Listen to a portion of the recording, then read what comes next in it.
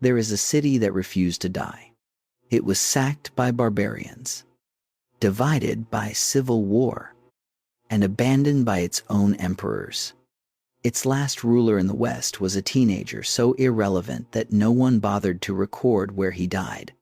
Its western half collapsed while bureaucrats were still filing paperwork in marble offices. And yet, 15 centuries after the last Roman soldier laid down his sword, you are still living inside the world it built.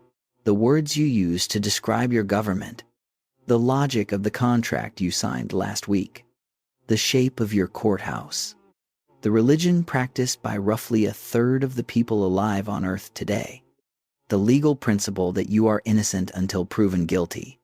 All of it runs through Rome. Rome was not the largest empire in history.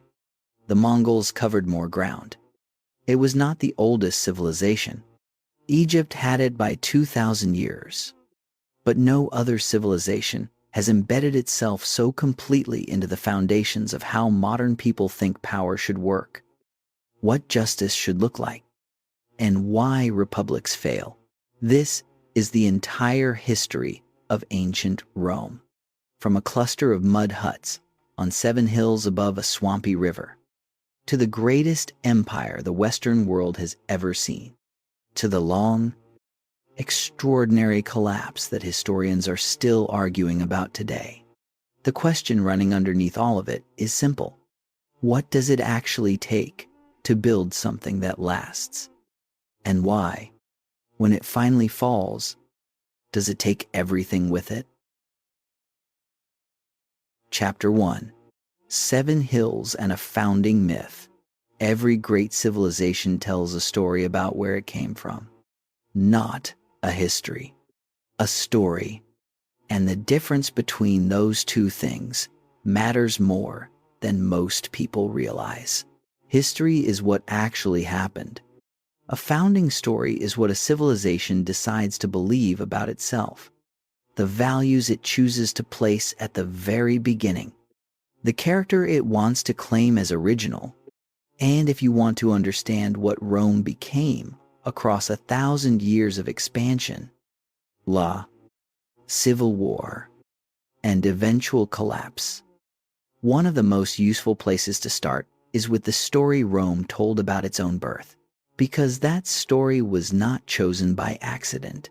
The Romans said their city was founded in 753 BC by a man named Romulus. He and his twin brother Remus were sons of the war god Mars, abandoned as infants, nursed by a she-wolf, raised by a shepherd, and destined for something extraordinary. When the time came to build a city, the brothers disagreed on which hill to use. Romulus killed Remus, and then he built Rome. Sit with that for a moment. The city that would eventually produce the most sophisticated legal system in the ancient world chose to begin its official history with a murder between brothers. The civilization that would lecture the world about justice and order placed fratricide at its origin. The Romans knew this story. They told it to their children. They built temples to its memory. They never changed it. That was not an oversight. It was a statement. The historian T.J. Cornell, in his foundational study of early Rome, published in 1995, argues that the Romulus and Remus myth encodes something the Romans understood about themselves from the very beginning. Power is acquired through conflict. Building something great requires the willingness to destroy something else. And the man who wins is the man willing to go further than anyone else. Rome did not pretend its origins were clean. It memorialized the violence and called it founding. But before the myth, there was the land. And the land is where everything actually begins.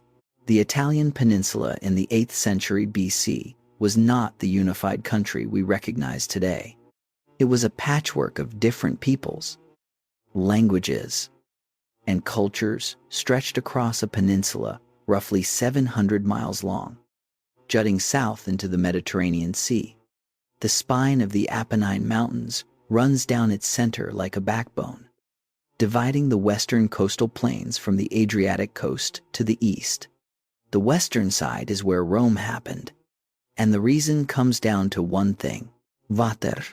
The Tiber River flows south through central Italy and empties into the Tyrrhenian Sea about 15 miles from where Rome was built. The site the early Romans chose was not random. It sat at the lowest point where the Tiber could be forded, making it the natural crossing point for anyone moving north or south along the western coast of Italy. It was close enough to the sea to access Mediterranean trade, but far enough inland to avoid coastal raiders.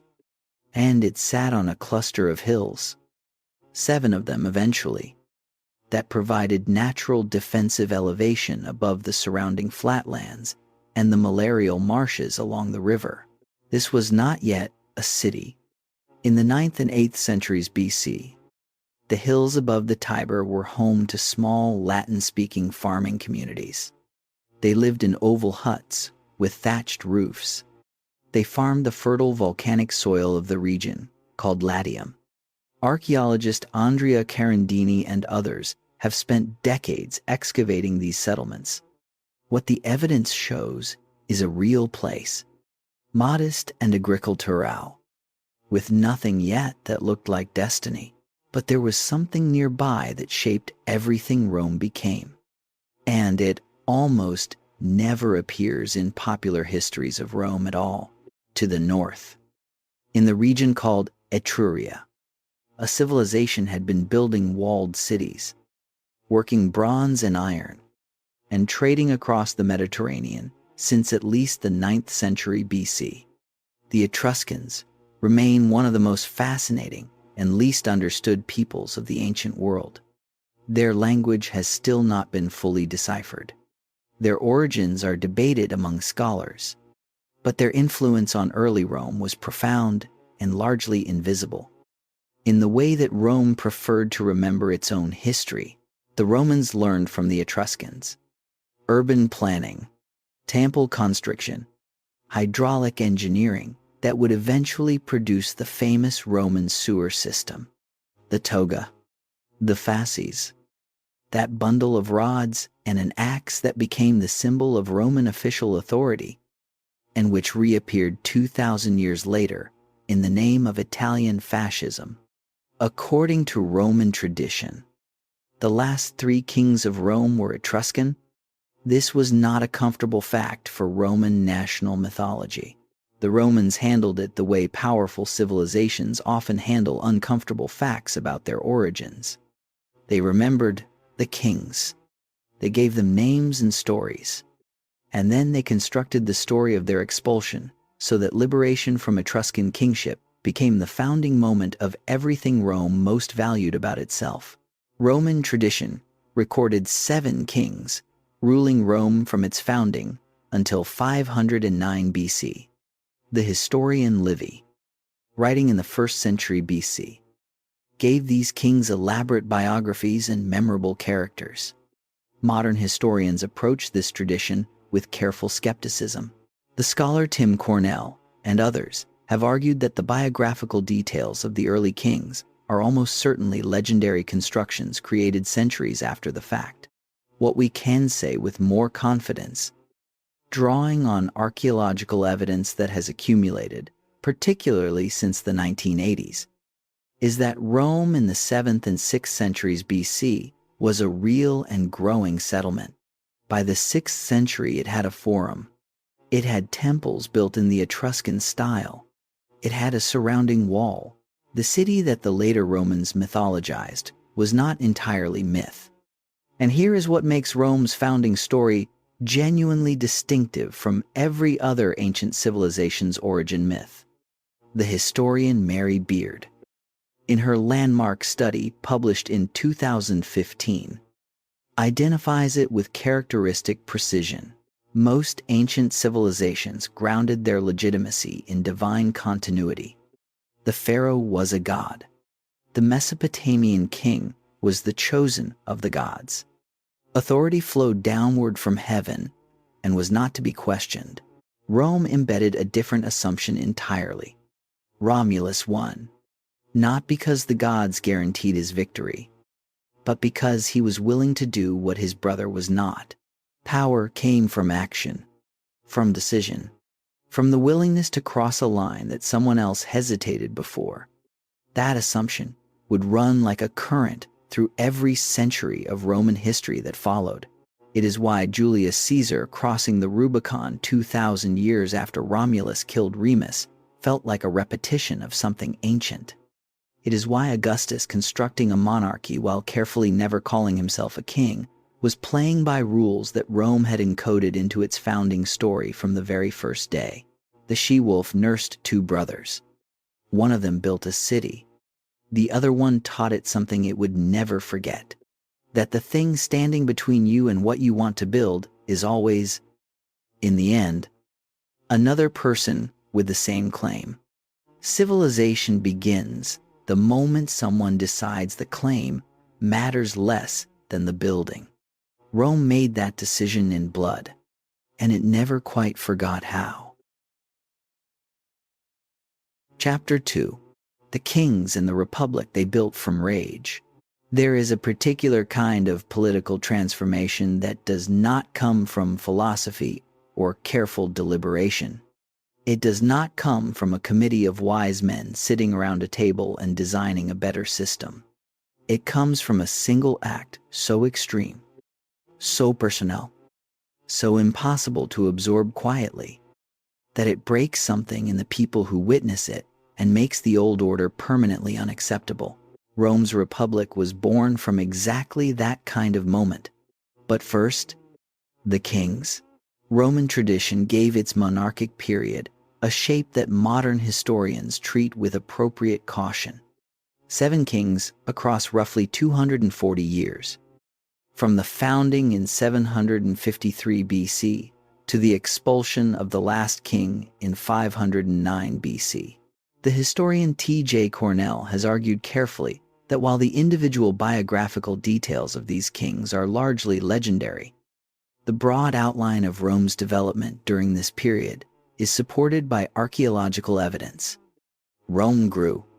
It urbanized. It absorbed influences from the Etruscans to the north and Greek colonies to the south. And it developed, under its kings, the basic institutional vocabulary that would later be transformed into the Republic. The Roman Senate existed before the Republic. It began as a council of elders, from the Latin word senex, meaning old man, advising the king. The Roman army organized itself in structured units before the Republic gave those units political meaning. The priestly colleges that would manage Roman religious life for centuries were established during the royal period. The kings, whatever their precise historical reality, were institution builders. And the institutions they built were the clay from which the Republic would be shaped. The 6th and final Etruscan king, Tarquinius Superbus, meaning Tarquin the Proud, is presented in Roman tradition as the textbook tyrant. He seized power by having his predecessor murdered. He ruled without consulting the Senate. He made war according to his personal will. He surrounded himself with bodyguards and treated Roman citizens as subjects rather than as people with rights. All of these things were remembered as violations of what a ruler owed his people. But tyrants had been endured before. What made Tarquin's fall inevitable was not his own behavior.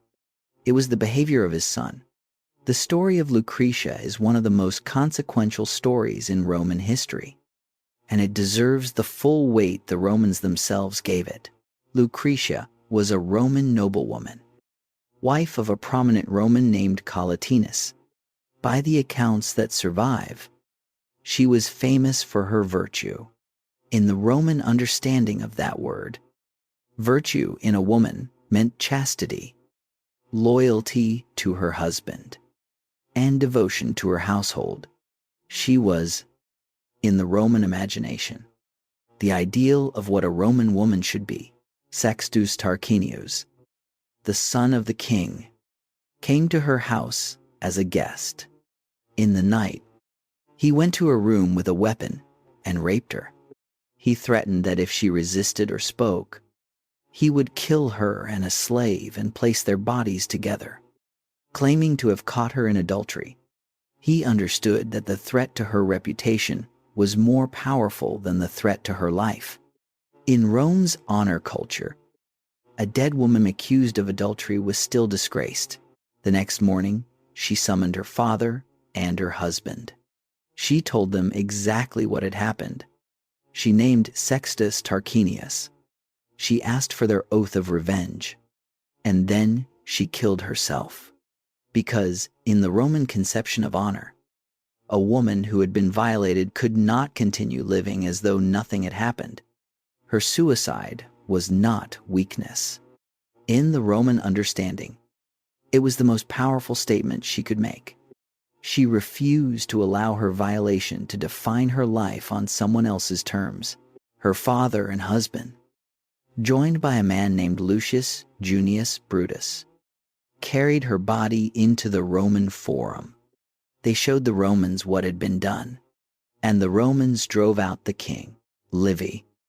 Writing this account roughly 5 centuries after the event was certainly shaping the story to serve the moral needs of his own time. The historian Stephanie Hallett and others have analyzed this tradition carefully, noting that the Lucretia story encodes Roman anxieties about female virtue, male honor, and the relationship between private conduct and public order in ways that tell us as much about the late Republic as about the 6th century BC. Whether a woman named Lucretia existed and whether these events occurred precisely as described cannot be verified with certainty from the available evidence. But the Romans believed it. They told the story for 500 years. And what it meant to them was this: a republic is not just a different form of government. It is a moral commitment, a statement that no man, not even the son of the most powerful man in the city, has the right to treat another person as property. The Republic Rome, founded in 509 BC, was built on that statement. And the distance between that statement and the reality of how Rome actually treated people would be one of the great tensions of the next 5 centuries. The constitutional structure the Romans created to replace the monarchy was, by any measure, a work of genuine political ingenuity. They replaced the single king with 2 consuls, elected annually, each with the power to veto the other. Think carefully about what that design was solving. The Romans had just expelled a tyrant. The thing they feared most was concentrated power in a single pair of hands. So they divided the executive power between 2 people who were political equals. They gave each one the right to say no to the other. They limited their terms to 1 year, and they required them to justify their actions to the Senate before and after the fact. The Latin word for the power to say no is veto. It is still the word we use today when a president refuses to sign a bill. The Romans invented it because they had experienced what happened when no one could tell the most powerful man in the room that he could not do what he wanted to do. Around the 2 consuls, the Romans built an elaborate structure of checks.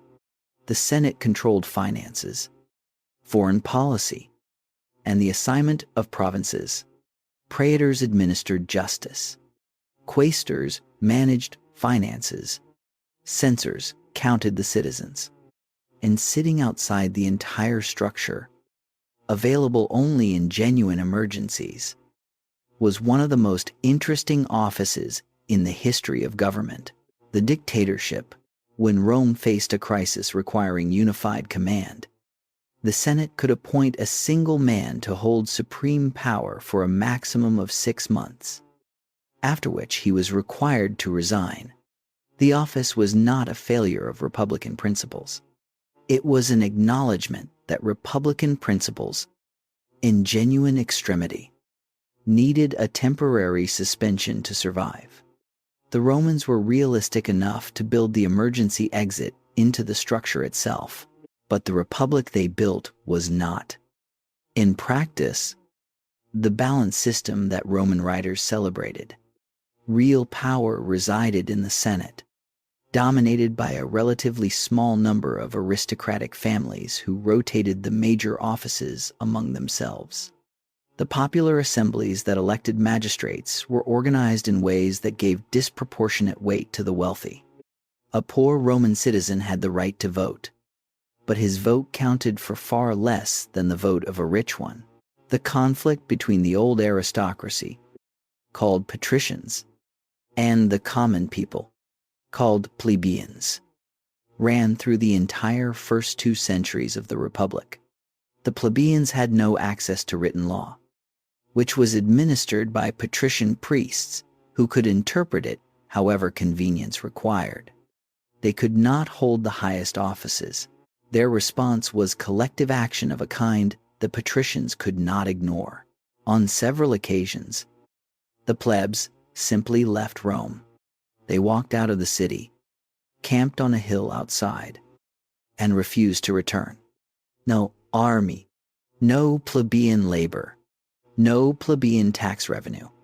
The tactic, which the Romans called the cessatio plebis, was extraordinarily effective because it made visible something the patricians preferred not to acknowledge. The city did not function without the people the patricians claimed to govern. The result was a series of negotiated concessions spanning roughly 2 centuries. A written legal code, the 12 Tables, published around 450 BC, which meant the law was no longer a secret controlled by priests, but a public document any citizen could read and invoke. The office of tribune of the plebs, a magistrate whose person was legally sacrosanct and whose primary power was the veto over actions harming plebeian interests. Eventually, the right to hold every major office in the Republic. By 300 BC, Rome had constructed a political system in which the theoretical protections available to ordinary citizens were more extensive than in almost any other political system in the ancient world. Theoretically, the gap between the theory and the practice was where Roman history actually lived, but the theory mattered. It mattered because it gave people a language with which to demand what they were owed. And the existence of rights that are not honored creates exactly the kind of political tension that drives history forward. The Republic at the end of the 4th century BC was not a democracy in the Athenian sense. It was something more interesting and more unstable than either democracy or tyranny.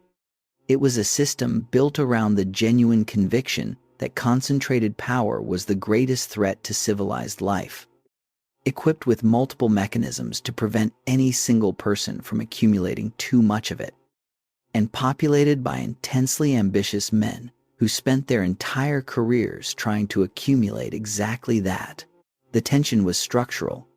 It was built into the foundation, and the Republic was about to be tested in ways its founders could never have imagined.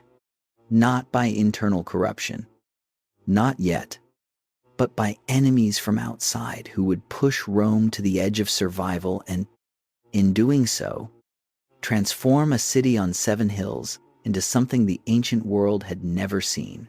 The machine was built. What it would cost to keep it running was about to become very clear. Chapter 3. The Wars That Made Rome. Here is something the textbook version of Roman history almost never tells you. Rome did not set out to build an empire. There was no grand strategy meeting in the Roman Senate in the 4th century BC, where the assembled fathers looked at a map of the Mediterranean and said, "All of this will be ours." The Roman Empire was not planned. It was accumulated, conquest by conquest, crisis by crisis, over roughly 3 centuries of almost continuous warfare. And the logic driving that accumulation was not primarily greed or ambition. Though both were present in abundance, it was something more structural and more honest. Rome kept fighting because Rome kept winning. And every victory, created new borders. And every new border created new neighbors. And some of those neighbors were threats, or could be made to look like threats. And so Rome fought them too. The historian William Harris, in his study of Roman warfare, published in 1979, argued that Rome was a structurally militaristic society, in which warfare was not an exceptional state, but the normal condition of political and economic life. Roman aristocrats needed military victories to advance their careers. Roman soldiers expected the economic rewards of successful campaigns. The Roman economy was organized around what conquest provided: slaves, tribute, land, and the political system rewarded the men who delivered those things. The process began close to home. In the 5th and 4th centuries BC, Rome fought a series of wars against its immediate neighbors in central Italy, most consequentially against the Samnites, a confederation of mountain peoples who controlled the central Apennines and the rich agricultural lands of Campania to the south. The Samnite Wars, spanning roughly half a century from 343 BC to 290 BC, taught Rome something that would define its military doctrine for the next 3 centuries. The old Greek-style phalanx, a rigid block of spearmen that worked brilliantly on flat ground, was useless in mountain terrain against an enemy who fought in loose formations and used the landscape as a weapon. Rome adapted. It developed the manipular legion, organized into flexible tactical units that could operate independently on broken terrain and reorganize itself in the middle of a battle in ways that contemporary armies could not match. The historian Adrian Goldsworthy, in his studies of Roman warfare, describes this as one of the most significant military innovations of the ancient world. By 272 BC, Rome controlled the entire Italian peninsula south of the Po Valley, and it had done this not only through military conquest, but through a remarkably sophisticated system of political incorporation. Conquered peoples were given varying degrees of Roman legal status, full citizenship for some communities, Latin rights for others, allied status for still others. The system was complex and frequently unjust, but it created something no previous Italian power had managed: a peninsula-wide network of communities with a stake, however unequal, in Roman success. A manpower pool of extraordinary depth. When Rome eventually faced its greatest external challenge, that manpower pool would be the difference between survival and annihilation. The challenge was Carthage. Carthage was a city on the northern coast of Africa, in what is now Tunisia, grown by the 3rd century BC into one of the great commercial powers of the ancient Mediterranean. Its navy was the finest in the western Mediterranean. Its merchant networks reached from Spain to the Levant, and its interests in Sicily were about to collide directly with Rome's expanding ambitions. The First Punic War, beginning in 264 BC and lasting 23 years, was a conflict that neither side fully intended to start, and neither could afford to stop. The Romans had no significant naval tradition. They looked at the Carthaginian navy and did something that tells you everything about the Roman character. According to the ancient historian Polybius, they captured a Carthaginian warship that had run aground, used it as a template, and built a fleet while simultaneously training rowers on wooden frames set up on dry land. Then, they added a Roman innovation called the corvus, a spiked boarding bridge that could be dropped onto an enemy deck and converted a naval battle into something Rome understood: an infantry fight. The First Punic War ended in 241 BC, with Rome victorious and in possession of Sicily, its first overseas province. The Second War would nearly destroy everything Rome had built. Hannibal Barca was 29 years old when he marched an army from Spain across southern France, through the Alps, and into northern Italy in 218 BC. The crossing of the Alps, which is the moment everyone remembers, was actually the least important part of what Hannibal was doing. His strategic goal was not to sack Rome. He almost certainly knew he lacked the siege equipment for that. His goal was to break apart Rome's Italian alliance system by demonstrating that Rome could not protect its allies, winning over the communities that gave Rome its manpower advantage, and forcing a negotiated peace that would restore Carthaginian dominance in the Western Mediterranean. It was a sophisticated strategy, and for 3 years, it came terrifyingly close to working. At the Battle of Trebia in 218 BC, Hannibal destroyed a Roman army. At Lake Trasimene in 217 BC, he ambushed a Roman force in morning fog and killed roughly 15,000 men, including the consul commanding them. And then, at Cannae in 216 BC, he achieved something that military historians still study 2,000 years later. The Roman army at Cannae was vastly larger than Hannibal's force. He was outnumbered on flat, open terrain, exactly where Roman infantry was supposed to be unstoppable. What he did instead was deliberately allow his center to be pushed back while his stronger flanks held, creating a pocket that enclosed the advancing Romans. When his cavalry closed the pocket from behind, the Romans could not maneuver. They could not retreat. They were packed so tightly that men who were unwounded could barely raise their arms. By the end of the day, the Roman dead numbered in the tens of thousands.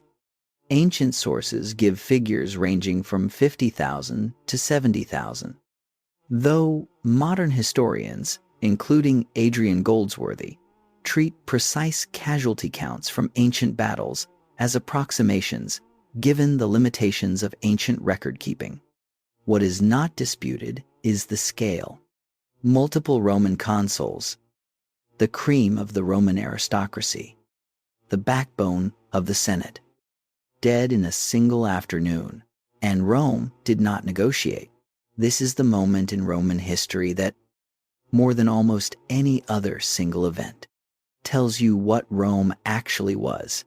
After Cannae, delegations came to Rome asking what terms the Republic was prepared to offer Hannibal. According to the historian Polybius, the Senate refused to receive them. It refused to discuss terms. It raised new legions. It began the long, grinding war of attrition that Hannibal had come to Italy specifically to avoid. The general Quintus Fabius Maximus, who earned the nickname Cunctator, meaning the delayer, understood something after Cannae that many colleagues did not. You could not beat Hannibal in open battle. What you could do was refuse to give him the decisive engagement he needed, harass his supply lines, pick off isolated units, and wait for the strategic situation to grind him down. Hannibal remained in Italy for 15 years. He won almost every battle he fought. He never captured Rome. The man who ended the war was Publius Cornelius Scipio, later called Scipio Africanus. He had been a young officer at Cannae. He survived, and instead of concluding that Hannibal's tactics were invincible, he spent years studying them. He learned the double envelopment. He learned how to use cavalry on the flanks to swing a battle. At Zama, in 202 BC, Scipio defeated Hannibal using tactics that Hannibal himself had developed. The student had learned from the master well enough to beat him. The lesson demonstrated at Zama would be one Rome applied repeatedly over the following century. You learn most about how to win from the people who defeated you. The Third Punic War ended in 146 BC with the complete destruction of Carthage. The city was burned. Its population was enslaved. In the same year, Rome destroyed Corinth, one of the great cities of Greece. Both destructions happened within the same calendar year. It was not a coincidence. It was a message. The Mediterranean world was learning what it meant when Rome decided a problem needed a permanent solution. But here is what the history of Roman conquest almost always leaves out. And it is the part that connects directly to everything that happens next. The wars that made Rome great also broke something inside Rome that could not be repaired. The Roman legions were drawn primarily from farmers who owned small plots of land. Roman law required property ownership for military service. When these farmers left for campaigns lasting years, their farms suffered. When they returned, many found land they could no longer maintain, mortgaged to creditors or ruined by neglect. At the same time, the wars were producing enormous wealth in the form of slaves. Hundreds of thousands of enslaved people flowed into Italy as war captives. The wealthy senatorial class used this labor to buy up failing small farms and consolidate them into vast agricultural estates, worked by slaves, and optimized for cash crop production that small family farms could not compete with. The historian Keith Hopkins, in his analysis of Roman slavery, published in 1978, examined the scale of this transformation, noting that the precise figures remain debated among scholars, but the direction of the trend was unmistakable. Rome had conquered the Mediterranean world. The wealth had come home, and it had not gone home to the farmers whose sons had died at Cannae and Zama. The veterans came home to find their land gone and their economic position destroyed by the very success they had fought to create. They drifted to Rome and other cities, joining a growing mass of landless poor who had rights on paper and nothing much else in practice. The old property requirement for military service became increasingly difficult to maintain as the pool of propertied small farmers shrank. Rome had conquered the world, and in doing so, it had begun to destroy the social foundation on which the Republic stood. The victories were real, the glory was real, and underneath both, something was rotting, slowly, invisibly, with the patience of a structural problem that knows it does not need to hurry. The men who would eventually break the Republic apart were not yet born, but the conditions that would produce them were already in place, built by Roman hands, paid for by Roman blood, hidden inside the greatest success story the ancient world had ever seen. Chapter 4. The Republic cracks wealth, inequality, and the Gracchi. There is a particular kind of political crisis that does not announce itself with an invasion. It builds slowly, over decades, in the gap between what a society promises its people and what it actually delivers. It accumulates in the resentments of men who fought and bled for a system that rewarded someone else. It gathers in the calculations of politicians who look at that resentment and see opportunity. And then, one day, someone crosses a line that everyone had agreed not to cross. And the system that looked permanent the week before begins to come apart in ways that surprise everyone except the people who had been warning about it for years. Rome crossed that line in 133 BC. The man who crossed it paid with his life. But the line, once crossed, could never be fully restored. To understand why, you have to understand what Rome looked like from the bottom in the late 2nd century BC. Picture a Roman citizen, a man whose grandfather fought at Cannae and whose father served in Spain. He owns a small farm in Latium, perhaps 15 acres of rocky hillside that his family has worked for 3 generations. The farm produces enough to feed his family in good years. In bad years, barely enough to cover the debt from the last failed harvest. His problem is not laziness. His problem is structural. In the valley below his farm, a senatorial family has been buying up land for 20 years, consolidating small holdings into a single vast estate worked by slaves captured in the Eastern Wars. The estate produces olives and wine for export at a scale his 15 acres cannot approach. It absorbs bad years that would destroy him. It pays no wages because its workforce was purchased, not hired.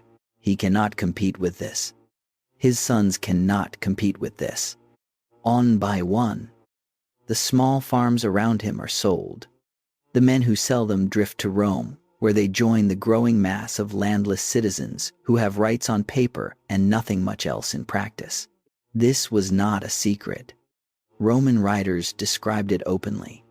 The historian Appian, writing in the 2nd century AD, but drawing on earlier sources, described the Italian countryside as increasingly depopulated of free citizens, filled instead with slave labor working the estates of the wealthy.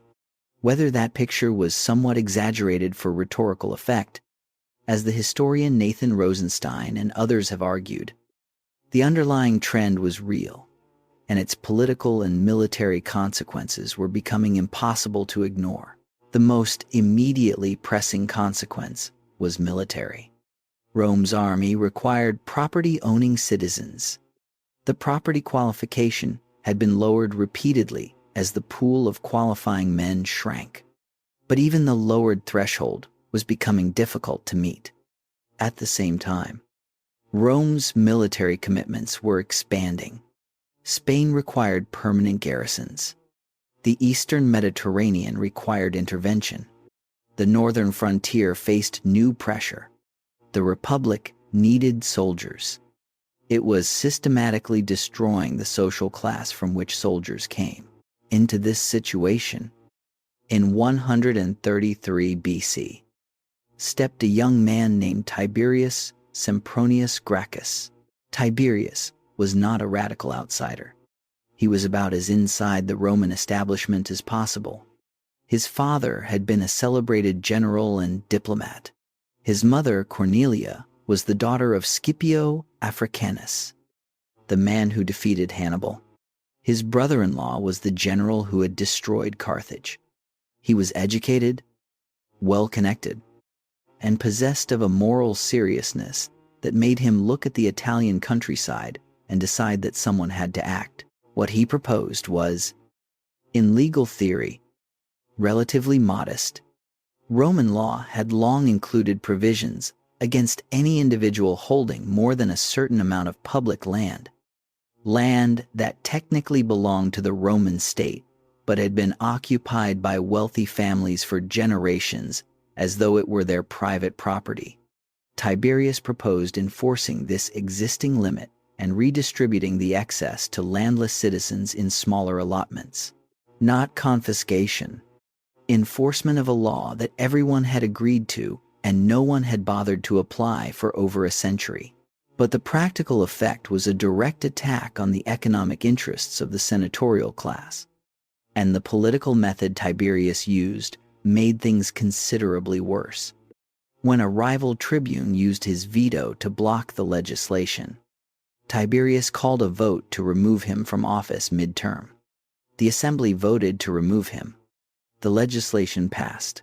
The legal basis for removing a tribune mid-term was, to put it charitably, unclear. Tiberius argued that a tribune who used his power against the people had forfeited the popular mandate that gave him that power. His opponents argued that he had violated the constitutional order to get what he wanted. Both arguments had some merit. Neither was entirely satisfying, and the precedent set was the most dangerous in Roman political history up to that point. Constitutional norms could be set aside when sufficiently important goals were at stake. Then Tiberius sought re-election as tribune for a second consecutive year. Another thing that was simply not done in Roman political culture. the senatorial opposition concluded he was aiming at tyranny, which was almost certainly not true but was politically useful. During the elections, a group of senators and their clients, led by the Pontifex Maximus Scipio Nasica, armed themselves with whatever came to hand and beat Tiberius to death in the street, along with several hundred of his supporters. A sitting tribune, from one of Rome's most distinguished families, beaten to death by senators. Rome had developed elaborate mechanisms for managing political conflict through debate, veto, and legal procedure across 4 centuries of republican government. What it had not done was resolve a political dispute by killing the politician on the other side. The moment it did, the rules changed. Not dramatically, not with a proclamation, but in the way that the most important changes happen, quietly, permanently, in the recalculation that took place in the minds of every ambitious Roman who had just watched it happen and was already asking what it meant for what they could do. Tiberius's younger brother Gaius took up the reform program a decade later with considerably more scope and political skill. Where Tiberius had focused on land redistribution, Gaius built a broader coalition, subsidized grain sales for the urban poor, public works programs, new colonies, transferring control of the courts from the Senate to the equestrian class. He understood something his brother had not. Piecemeal reform aimed at a single interest group could be isolated and defeated. Sustainable political change required building a coalition broad enough to withstand the inevitable counterattack. For 2 years, he was the most powerful man in Rome. The counterattack came through his proposal to extend Roman citizenship to the Italian allies, who bore military burdens without full political rights. The Senate used a rival tribune to outbid Gaius on popular benefits, while stirring up Roman citizen opposition to sharing their privileges. Gaius lost his bid for a 3rd tribunate. The Senate began dismantling his reforms. When his supporters gathered in armed protest, the Senate passed the Senatus Consultum Ultimum, the final decree, instructing the consuls to take whatever measures were necessary to defend the state. Gaius fled across the Tiber. According to most ancient accounts, he had a companion kill him to avoid capture. 3,000 of his supporters, by some ancient estimates, were subsequently executed without trial. 2 reformers, both dead, both killed, directly or indirectly, by the institutional power they had challenged. The historian David Stockton, in his study of the Gracchi, published in 1979, describes the Gracchian crisis as the point at which the Roman political class lost the habit of compromise that had allowed the Republic to manage its internal conflicts for 4 centuries. That may be the most important sentence in the entire story of Rome's fall, because what replaced the habit of compromise was something far more dangerous, the habit of winning at any cost. 2 men were watching, taking notes, drawing conclusions that neither would speak aloud for another generation. The republic they would inherit was already a different republic from the one that had stood before the first stone hit Tiberius Gracchus. Smaller on the inside, more hollow than it looked from the outside, still standing, but standing the way a building stands after the foundation has cracked. Chapter 5. 3 Men and a Broken Republic. There's a particular kind of political arrangement that looks, from the outside, like a partnership but functions, from the inside, like a countdown. 3 men with comparable ambitions, comparable resources, and fundamentally incompatible ultimate goals, agreeing to cooperate because cooperation is currently more profitable than conflict. The cooperation lasts exactly as long as that calculation holds. The moment one of the 3 decides he no longer needs the other 2, The countdown ends, and something irreversible begins. The first triumvirate of Rome was that kind of arrangement. But to understand the three men who made it, you first have to understand the two men who made them possible. Gaius Marius was not an aristocrat. He came from a municipal family in a small Italian town without the distinguished ancestors that Roman political culture normally required for advancement to the highest offices. He was blunt, militarily brilliant, and possessed of a contempt for aristocratic pretension he made no effort to conceal. He rose through military merit at a time when Rome desperately needed it, winning victories in North Africa against the Numidian king, Jugurtha, and then defeating two large Germanic peoples, the Cimbri and the Teutones, who had been moving toward Italy and had already destroyed several Roman armies before Marius stopped them. To fight these wars, Marius did something that had been approaching necessity for decades and now became permanent policy. He abolished the property qualification for military service. He opened the legions to the landless poor, the men who had drifted to Rome from their failed farms. He equipped them from state resources. He extended the standard service period to create genuinely professional soldiers. The Marian reforms created the army that would conquer the world in the 1st century BC. They also created a structural problem that would destroy the Republic. Because the soldiers Marius recruited had no farm to return to after their service, their economic future depended entirely on what their general could obtain for them in the form of land grants and bonuses when the campaign was over. The Senate, which controlled land distribution, was slow and unreliable. The general who had led them was fast and reliable, or could be, if he had sufficient political leverage. The logical consequence was soldiers loyal to their general rather than to the Republic. Not because anyone was villainous, but because the structure of incentives had been reorganized in a way that made personal loyalty to the commander the rational choice for men whose survival depended on what he could deliver. Lucius Cornelius Sulla absorbed that lesson more completely than anyone. He was everything Marius was not. Old aristocratic family, sophisticated, cultured, possessed of a political intelligence he combined with a ruthlessness so complete it was almost philosophical. He had served under Marius and watched the man he served become the most powerful figure in Rome.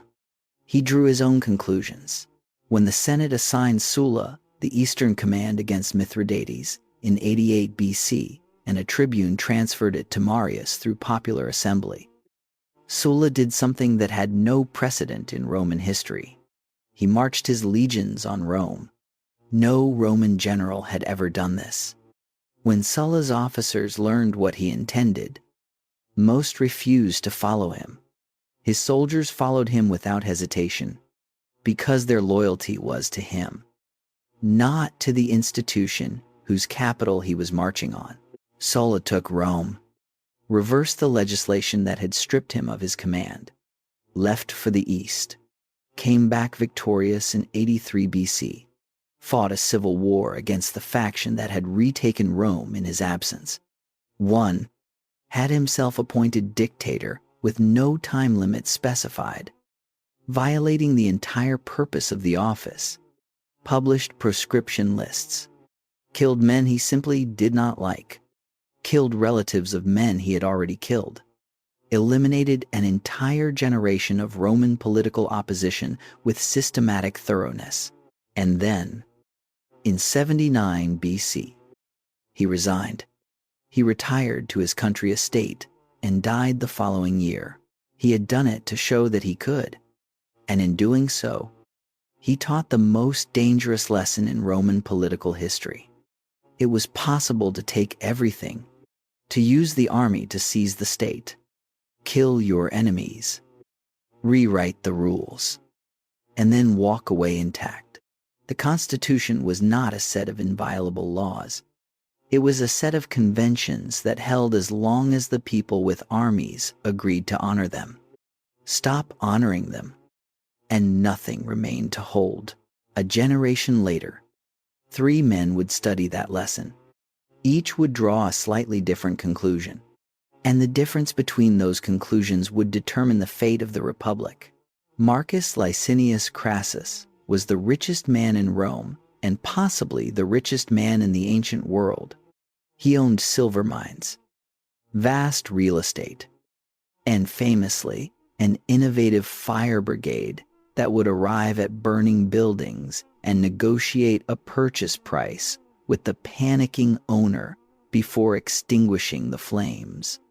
He was intelligent, politically skilled, and possessed of one fatal flaw. He had accomplished everything a Roman of his class was supposed to accomplish, except military glory. And military glory was the one thing Roman culture said mattered most. The ache of that absence would eventually kill him. Gnaeus Pompeius, called Pompey the Great, had the military glory in abundance. He had cleared the Mediterranean of pirates in a campaign of stunning operational efficiency. He had defeated Mithridates of Pontus and reorganized the entire eastern Mediterranean into Roman provinces, generating revenue for decades. He returned to Rome in 62 BC as the most celebrated general of his generation. He expected the Senate to ratify his eastern settlement and provide land for his veterans. The Senate stalled. Pompey had been a military commander of the First Order his entire life and had never needed political skills because his military reputation had always overcome resistance. Blocked by the Senate, he did not fight.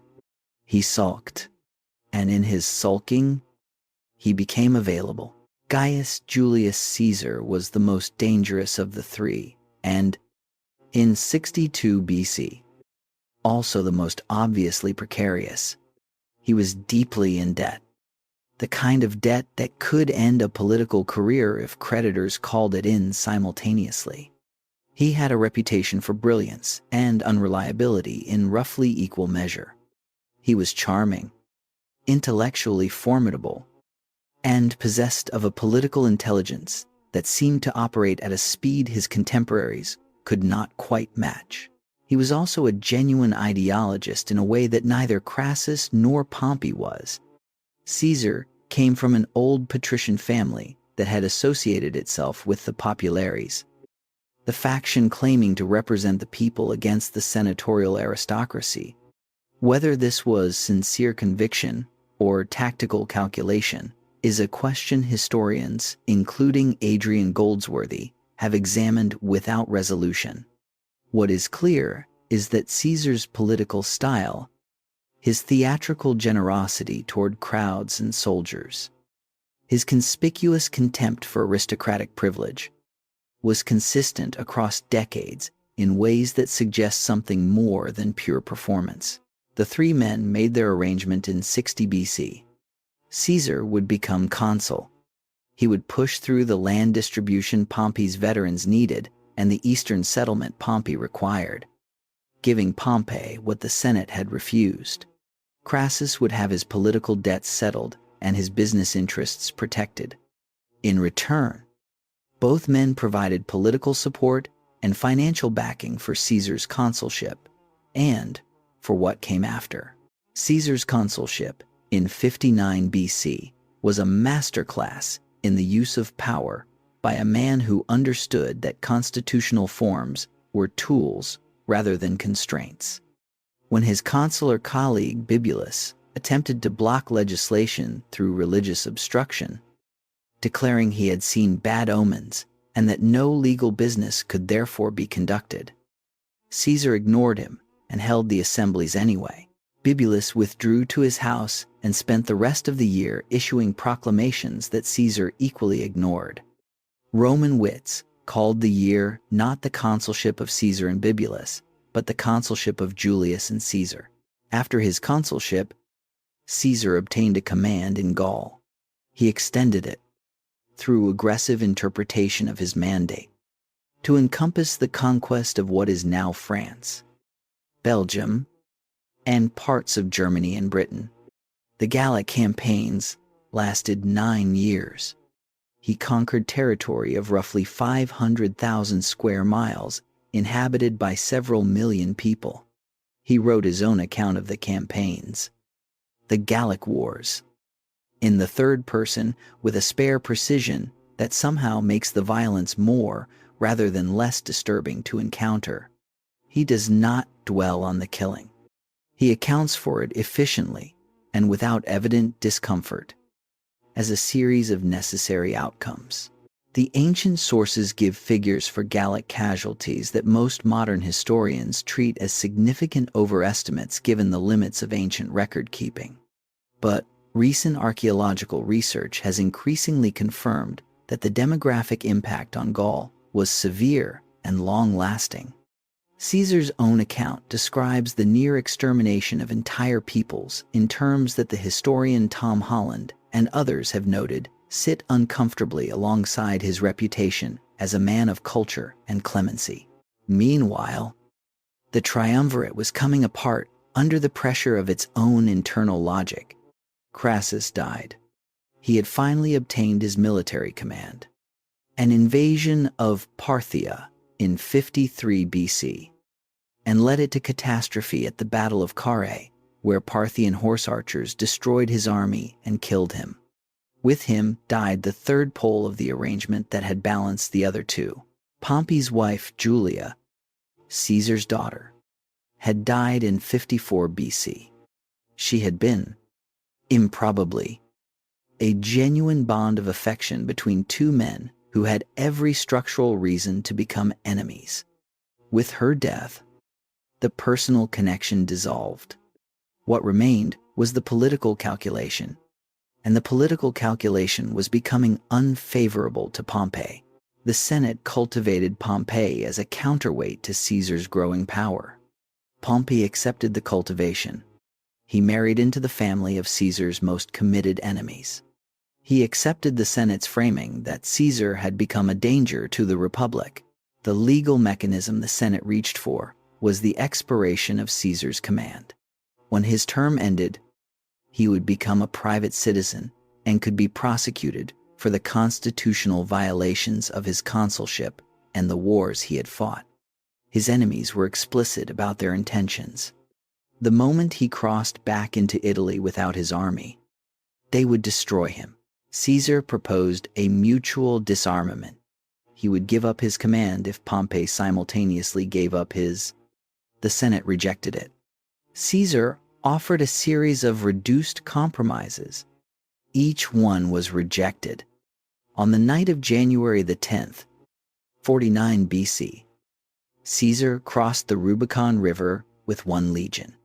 The small stream marked the legal boundary between his province and Italy proper. Roman law prohibited a general from crossing into Italy with his army. Caesar crossed at night with 1 legion, because if he was going to do it, there was no point in hesitation. The ancient source, recorded primarily by Suetonius, writing roughly 150 years after the event, attribute to Caesar the phrase, "the die is cast." Whether Caesar actually said these precise words on that specific night cannot be verified with certainty. What every ancient account agrees on is the nature of the decision. Adi, once thrown, cannot be recalled. What Caesar did on that January night was not reversible. He knew it. The people around him knew it. Somewhere in Rome, Pompey and the senators who had pushed him to this point were about to discover that they had misunderstood, completely and finally, the man they had been dealing with. The civil war that followed swept Caesar from Italy to Spain, to Greece, to Egypt, to Africa, and back in a campaign of relentless movement that left his opponents perpetually unready. At Pharsalus in 48 BC, in central Greece, Caesar defeated Pompey's larger army in a battle whose outcome turned on a tactical adaptation Caesar made in real time. Pompey fled to Egypt, where he was murdered by agents of the Egyptian court, hoping to curry favor with the victor. Caesar arrived to find his enemy already dead. He also found Cleopatra VII. The relationship between Caesar and Cleopatra has been romanticized to the point where its political dimensions are routinely lost. The historian Dwayne Roller, in his careful study of Cleopatra, published in 2010, argues that she was an extraordinarily intelligent ruler who understood that Roman power was the decisive factor in Egyptian politics, and that personal access to the most powerful Roman was the most valuable asset she could acquire. Whether genuine affection developed alongside the political calculation, the historical record cannot determine with certainty. What is certain is that both of them were, simultaneously, using the relationship for strategic ends. In that respect, they were perfectly matched. Caesar returned to Rome in 45 BC, the undisputed master of the Roman world. Every opponent was defeated or dead. He had been appointed dictator for life. He controlled the army and the treasury. He was redesigning the Roman calendar. He was planning new campaigns. What he had not done clearly enough was answer the question that every Roman with political awareness was asking. What exactly was this going to be? The uncertainty was itself the threat. For an aristocrat whose entire identity was built on the old rules, Caesar's power was not simply political inconvenience. It was an existential statement that the game they had been trained from childhood to play had been replaced, without their consent, by a different game with different rules that Caesar seemed to be making up as he went. 23 senators drove their daggers into Julius Caesar in the portico of the Theater of Pompey on the 15th of March, 44 BC. He fell at the base of a statue of Pompey. The physician who examined the body reportedly found only one of the 23 wounds was actually fatal. The conspirators had planned the killing. They had not planned what came after. They walked into the forum, holding bloody daggers, expecting to be received as liberators. The Roman people ran away from men with weapons. The Senate produced paralysis. Mark Antony obtained the body, the papers, and the podium at the funeral. He read Caesar's will, which left a bequest to every Roman citizen. He showed the crowd the blood-stained toga. Rome burned. The conspirators fled. And a 17-year-old boy named Gaius Octavius, Caesar's great-nephew and adopted heir, arrived in Rome and began the most patient and most dangerous political calculation in Roman history. He had watched everything. He had learned everything. And he was going to be far more dangerous than anyone who had come before him, precisely because he had studied every mistake Caesar made and intended never to repeat a single one. Chapter 6. The Ides of March and the Second Death of the Republic. There is a particular kind of political miscalculation that comes from men who are very intelligent, very principled, and completely wrong about the world they are living in. Not wrong about the facts. Wrong about what the facts mean. Wrong about which facts matter most. Wrong about the gap between the system as it exists in theory and the system as it actually functions when the pressure is on. The men who killed Julius Caesar were not stupid. Several were among the most educated and thoughtful men in Rome. Brutus had studied philosophy in Greece. Cassius was a capable general and a shrewd political operator. They understood Roman history. They could quote the precedents. They knew exactly what a tyrant was and what Roman tradition said a tyrant deserved. What they could not bring themselves to understand was that the republic they believed they were saving had already stopped functioning in the way their philosophical framework assumed. They killed the man. They did not kill the conditions that had produced the man. And because they did not kill the conditions, Everything they feared about Caesar was reproduced within a decade by someone far more dangerous. Someone who had studied their mistake with the cold attention of a man who intended never to repeat it. The conspirators expected the Senate to convene and restore legitimate republican government. They expected the Roman people to receive them as heroes in the tradition of the Brutus, who had expelled Tarquin the Proud 5 centuries before. They expected the consulship to function, the courts to operate, the magistrates to take their places, and the extraordinary power Caesar had accumulated to simply dissolve because the man holding it was gone. None of this happened. The Senate went into paralysis. The people fled from men with bloody weapons. The conspirators had brought daggers capable of killing a dictator. They had brought no plan, no program, no vision of what came next, beyond the negative fact of Caesar's absence. Mark Antony had a vision, and he moved immediately. He obtained Caesar's body. He obtained Caesar's papers and his private seal. He met with the conspirators and agreed to a compromise proposed by Cicero, Rome's greatest living orator and the man whose voice had defined republican political discourse for 30 years. The conspirators would receive amnesty. Caesar's acts would be confirmed as legal. A public funeral would be held. Cicero believed this compromise preserved what could be preserved. He was 62 years old. He had spent his entire career defending the Republic through speech and law. He believed, with the sincerity of a man who had devoted his life to a proposition, that the Republic's institutions were strong enough to absorb the shock of Caesar's death and reconstitute themselves. The funeral proved him catastrophically wrong. Antony stood before the Roman people at Caesar's funeral and gave a speech that every politician who has ever wanted to turn public sentiment has studied ever since. He did not attack the conspirators directly. He simply read Caesar's will, which left substantial bequests to every Roman citizen. He described Caesar's achievements. He displayed the bloodstained toga, holding it up so the crowd could see each tear where a dagger had entered. He wept, and he let the crowd draw its own conclusions. The crowd drew them immediately. They built an improvised funeral pyre in the Forum and burned Caesar's body there. On that spot, they took burning torches and went looking for the conspirators. Brutus and Cassius fled Rome within weeks and would never return.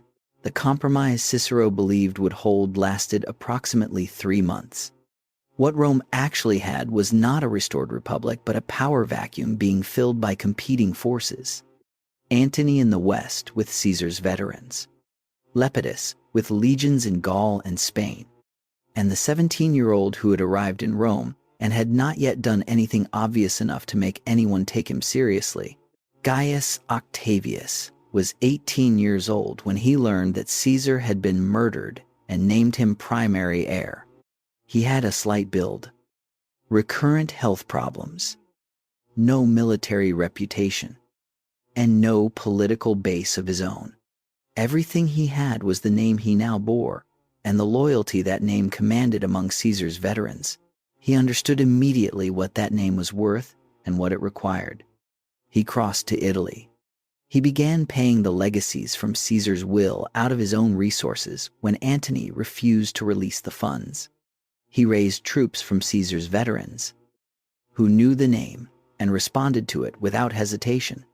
He made himself useful to the Senate, which saw in him a manageable counterweight to Antony.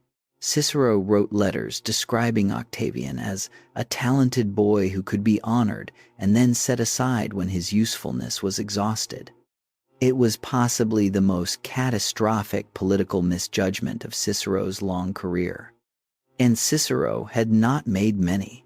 The war between the Senate and Antony in 43 BC gave Octavian his first military command. Both consuls fighting alongside him died in the campaign, leaving Octavian as the senior surviving Roman commander with an army and a victory to his name. He marched on Rome and demanded the consulship. He was 20 years old. Then, in a reversal that shocked everyone, Octavian met with Antony and Lepidus at a small island in northern Italy and made a deal.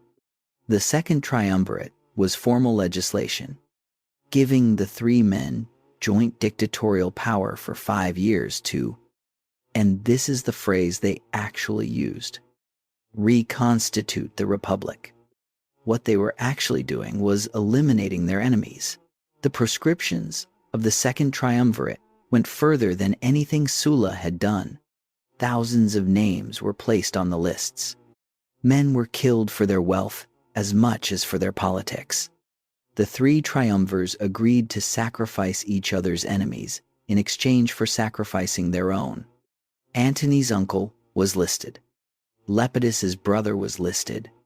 And Cicero was listed because Antony wanted him dead, and Octavian, who owed Cicero something closer to a political debt than gratitude, agreed to the trade. Cicero was caught on the road. He put his head out of his litter and told the soldiers to strike cleanly. His head and his hands were cut off and sent to Rome, where Antony had them nailed to the speaker's platform in the Forum, the very platform from which Cicero had given the speeches that made him famous. The man who had believed until the very end that words and law and republican institutions were sufficient to manage political reality died by the word made literally powerless. Sit with that for a moment. Not as a detail, as a verdict. The triumvirate then turned east, where Brutus and Cassius had assembled a substantial army from the eastern provinces. At the two battles of Philippi in Macedonia in 42 BC, Antony and Octavian destroyed the Republican army. Both Brutus and Cassius died. The Republic, in its military form, was over. What followed was a decade of increasingly unstable arrangement between Octavian in the west and Antony in the east.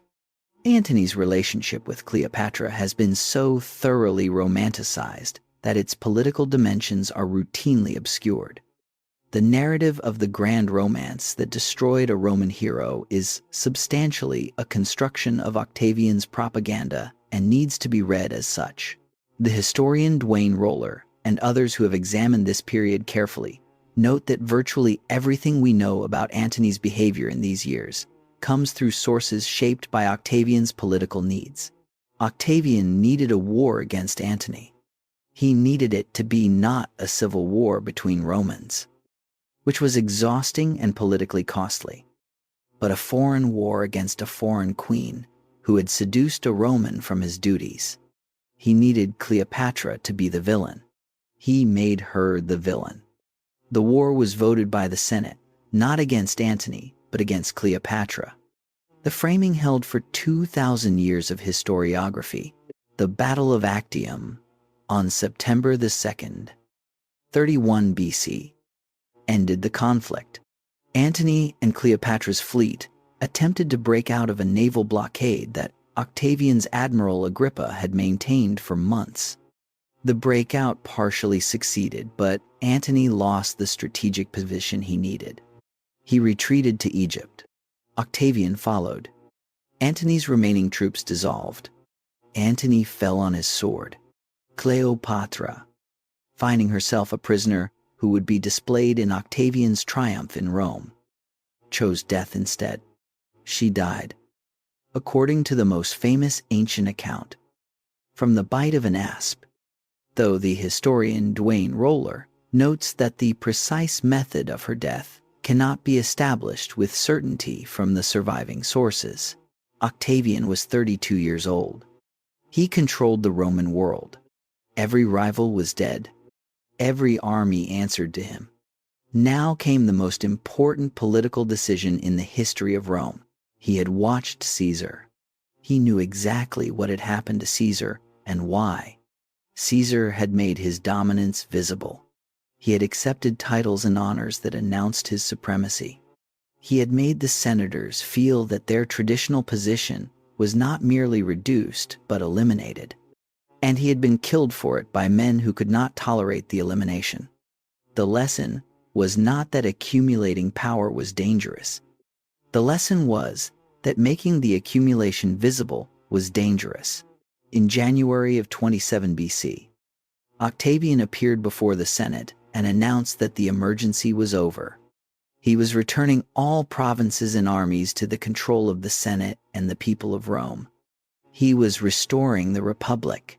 The Senate, composed largely of men who had survived the proscriptions by being useful to Octavian, responded by giving him back most of what he had returned, a special command over the provinces that happened to contain most of the legions, an indefinitely renewable tribunician power, the title of imperator as a permanent designation, and a new honorific name, Augustus, the revered one.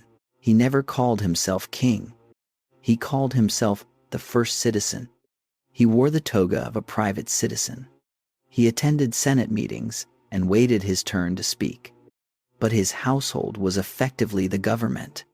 The legions did not depledge their personal loyalty because he had performed a ceremony of restoration. The wealth of Egypt remained his personal property. The historian Ronald Syme, in his landmark study of the Augustan Revolution, published in 1939, described what Augustus created as a monarchy in republican dress. That description has remained the most concise and accurate summary in the 8 decades of scholarship that followed it. The Republic did not die on the Ides of March. It died in January of 27 BC, not with daggers but with applause. Not with a tyrant's proclamation, but with a performance of restoration so polished that the audience forgot they were watching a performance. The men who might have named what they were seeing were already dead. The men who remained had survived by being pragmatic about which fights were worth having. And the fight to tell the truth about what Augustus had just done was not a fight any of them had the resources to win. The Eternal City had a new kind of ruler. It just had not been told yet. And by the time it understood, it would have forgotten what the old kind had felt like.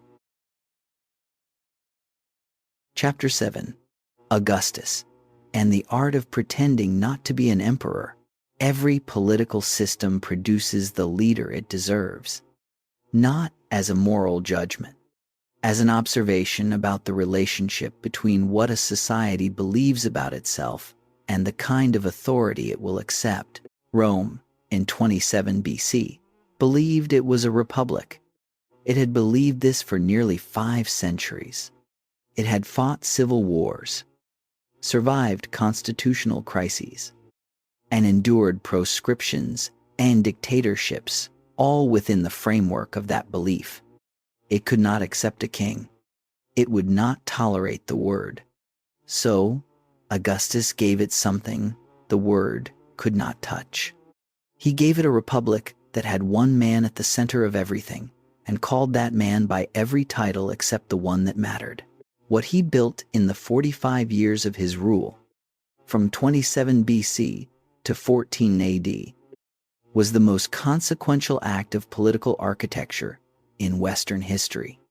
Not because it was the most just system or the most philosophically coherent, but because it worked for longer and more completely than anyone had the right to expect, and because the template it created for how one man could hold supreme power while maintaining the appearance of shared governance has been replicated, consciously and unconsciously, by rulers in every subsequent century. To understand how he did it, you have to understand the specific problems he faced and the specific solutions he chose for each one. The first problem was the army.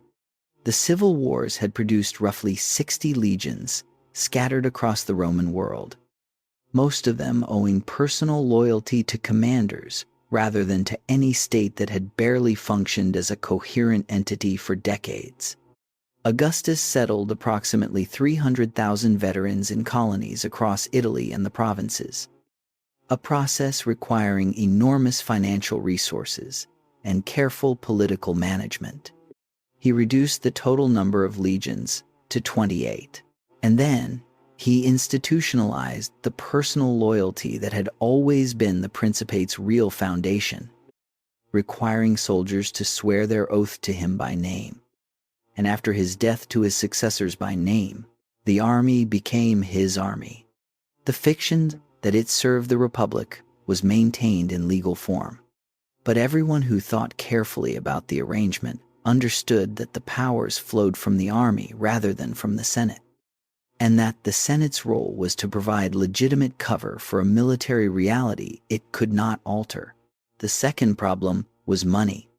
Augustus reorganized the provincial system into two categories: senatorial provinces, peaceful and administered by proconsuls the Senate appointed, and imperial provinces, militarily sensitive and administered by legates he appointed directly. The imperial provinces included most of the frontier zones and most of the legions. Their revenues flowed to his personal treasury rather than to the state treasury. The distinction between his personal finances and the state finances was, in practice, negligible. He spent both on the same projects. But the legal fiction gave him the flexibility to deploy resources without the Senate's approval on matters he framed as personal expenditure. He then spent those resources with a theatrical generosity that transformed Rome physically and psychologically. In the Res Gestae, the account of his own reign that Augustus himself composed, which historians recognize as a document of political self-presentation rather than neutral autobiography, he claimed to have rebuilt 82 temples in Rome in a single year. He constructed the Forum of Augustus with its great temple to Mars, the Avenger. He funded road construction across the empire. He paid for the games that kept the urban poor entertained and politically manageable. The historian Paul Zanker, in his landmark study of Augustan imagery, published in 1987, argues that Augustus conducted a systematic program of visual and symbolic communication that remade how Romans understood their city, their history, and their place in the world. The marble buildings were not merely buildings. They were arguments. They said that the chaos of the Civil War period was over, that the gods favored the new order, that Rome under Augustus was the fulfillment of a destiny that had been building since Romulus stood on the Palatine Hill. The third problem was legitimacy. Augustus had no legal basis for supreme power that could survive the simple question of why him and not someone else. He solved this with a combination of approaches that, together, created a web of legitimacy too complex to be pulled apart at any single thread. He cultivated the image of the divinely favored leader without formally claiming divinity in Rome, where it would have offended aristocratic sensibility. He associated himself with Apollo, the god of reason and civilization, rather than Mars, the god of war, carefully signaling that his rule was about peace and culture. He built his succession on the framework of family and adoption rather than any clear constitutional principle, keeping the question never definitively settled enough to produce a formal challenge. He cultivated the intellectual class with a systematic generosity that produced, in return, the greatest flowering of Latin literature in history. Virgil received support for the Aeneid, the epic poem connecting Rome's founding to the Trojan War and placing Augustus at the culmination of a divinely ordained historical sequence. Horace received a farm in the Sabine Hills from Augustus's political ally Maecenas and wrote odes celebrating Roman virtue and the blessings of peace. Livy wrote his monumental history of Rome in the early Augustan period, constructing a narrative of Roman greatness whose roots he located in the moral virtues Augustus was publicly claiming to restore. The historian Jasper Griffin has argued carefully that the relationship between these writers and the Augustan regime was more complex than simple patronage-producing propaganda. Virgil's Aeneid contains passages of genuine darkness and ambiguity about the cost of Roman greatness that fit uncomfortably into any simple propagandistic reading. These were artists who took the commission and produced something more complicated than their patron may have intended. But even the complications served Augustus's purposes. An emperor who patronized complex and morally serious art was not a crude tyrant. He was a man of culture, a man whose rule was compatible with genuine intellectual achievement. The fourth problem was moral. Augustus had come to power through a civil war conducted with merciless efficiency. He had agreed to the proscription of Cicero. He had destroyed the Republic while claiming to restore it. He was, by any objective assessment, a man with substantial blood on his hands. He solved this through a sustained performance of moral restoration so skillfully executed that it constitutes one of the great acts of political theater in the history of governance. He became, publicly and emphatically, the restorer of traditional Roman values. He passed legislation regulating marriage and adultery. He promoted the public worship of the old Roman gods. He revived ancient priesthoods and religious ceremonies fallen into disuse. He dressed simply. He lived by the extravagant standards of the Roman wealthy. Modestly, the historian Karl Galinsky, in his study of Augustan culture published in 1996, argues this moral program was not pure hypocrisy. Augustus may have genuinely believed that Rome's civil wars had been caused by a decline in the moral virtues that had made Rome great, and that restoring those virtues was a genuine political necessity. Whether or not one accepts that reading of his sincerity, the political function is clear. It gave his rule a positive content beyond the negative fact of ending the civil wars. It gave Romans a narrative about what his governance was for and what it was building toward.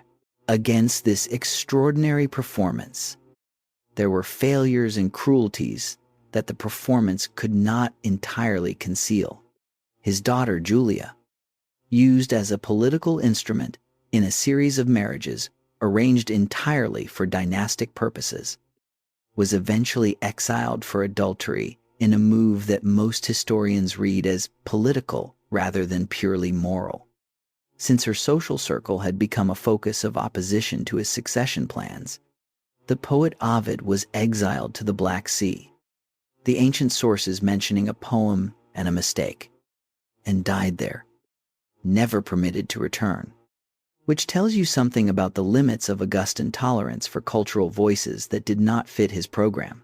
In the year 9 AD, 3 full Roman legions under the commander Publius Quintilius Varus were ambushed and destroyed in the Teutoburg forest in Germany by Germanic tribes under Arminius, a Germanic chieftain who had served in the Roman army and understood exactly how it operated.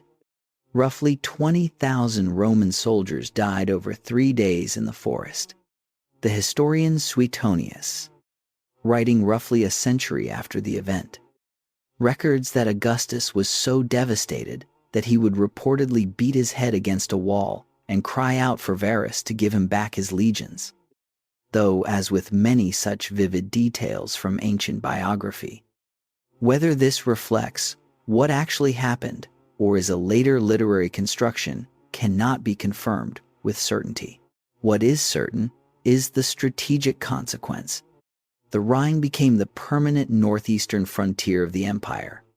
The Germanic peoples east of it developed outside the Roman cultural and legal framework. A military disaster in 9 AD cast a shadow over 15 centuries of subsequent European history. Augustus died in 14 AD at the age of 75 in the town of Nola in southern Italy. The ancient source, including Suetonius, record that his final words to his assembled friends were a question asking whether he had played his part well in the comedy of life. As with many such deathbed quotations from antiquity, whether these precise words were spoken cannot be verified, but the theatricality of the reported words is entirely consistent with the man as the historical record reveals him. He had given Rome peace after a century of civil war, roads, aqueducts, a professional army, an administrative system capable of governing an empire stretching from Britain to Mesopotamia, the finest literature in the Latin language, a political system that would survive in recognizable form for another 2 centuries. He had also given Rome a template for tyranny so refined and so useful that every subsequent ruler who wanted to hold absolute power while calling it something else would study what he had done and try to replicate it. The comedy of life. He played his part for 45 years. He played it so convincingly that the audience never quite agreed on what they had actually seen. They are still arguing about it today. What came next would reveal, with brutal and almost immediate clarity, what happened when the same stage was occupied by someone who had not spent a lifetime learning how to play the part. The machine was in place. The performance had been perfected. The audience had been trained to applaud. The only question left was what happened when the man behind the curtain was no longer the man who had built the curtain. Chapter 8. The Julio-Claudian's Power Without Accountability. There is a design flaw at the heart of every system built around the qualities of one exceptional person. The flaw is not visible when the exceptional person is in place. The institutions function. The decisions get made. The machinery turns as it is supposed to turn. The flaw only becomes visible when that person is gone and the system has to run on whoever comes next. Augustus spent 45 years building a system sophisticated enough to manage the largest empire in the Western world. He spent considerably less time and considerably less ingenuity solving the problem of what happened after him. He tried. He outlived multiple designated successors. He lost his grandsons Gaius and Lucius to early deaths. He eventually settled on his stepson Tiberius, a man he respected professionally and found personally cold, and spent the last years of his life managing the optics of a transition he knew was imperfect and could not make otherwise. The 4 emperors who followed Augustus in the Julio-Claudian dynasty ruled from 14 AD to 68 AD. They were Tiberius, Caligula, Claudius, and Nero. Together, they constitute one of the most instructive sequences in the history of governance. Not because they were uniformly terrible.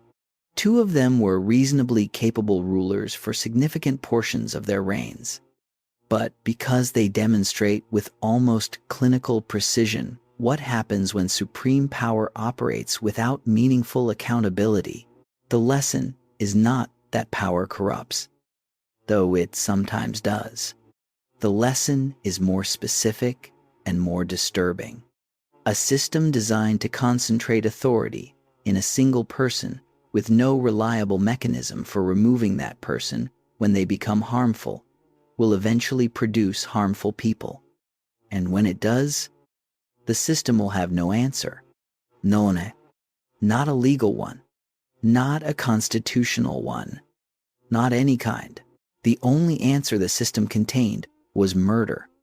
And murder, as the Julio-Claudians would demonstrate repeatedly, simply produced the next emperor rather than a better one.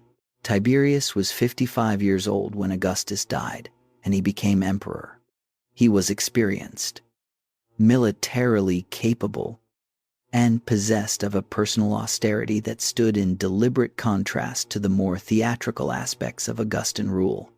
He had spent years as Augustus's most important general, campaigning on the Rhine and Danube frontiers with consistent effectiveness. He understood administration. He understood military command. He understood, perhaps more clearly than anyone alive, The gap between the Principate's republican pretense and its monarchical reality. The historian Barbara Levick, in her careful biography of Tiberius, published in 1976, argues that Tiberius was a genuine republican in sentiment, who found the Principate philosophically uncomfortable and expressed that discomfort in ways that made him an ineffective and eventually destructive ruler. He repeatedly told the Senate that he wanted it to function as a genuine deliberative body rather than a rubber stamp. The Senate, which had learned under Augustus that the correct response to imperial suggestions was enthusiastic agreement, did not know how to respond to an emperor who seemed to want genuine pushback.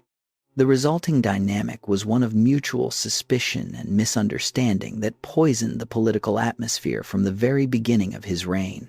He retreated to the island of Capri in 26 AD and governed the empire from there for the last 11 years of his life, communicating by letter and leaving the day-to-day management of Rome in the hands of Sejanus, the prefect of the Praetorian Guard.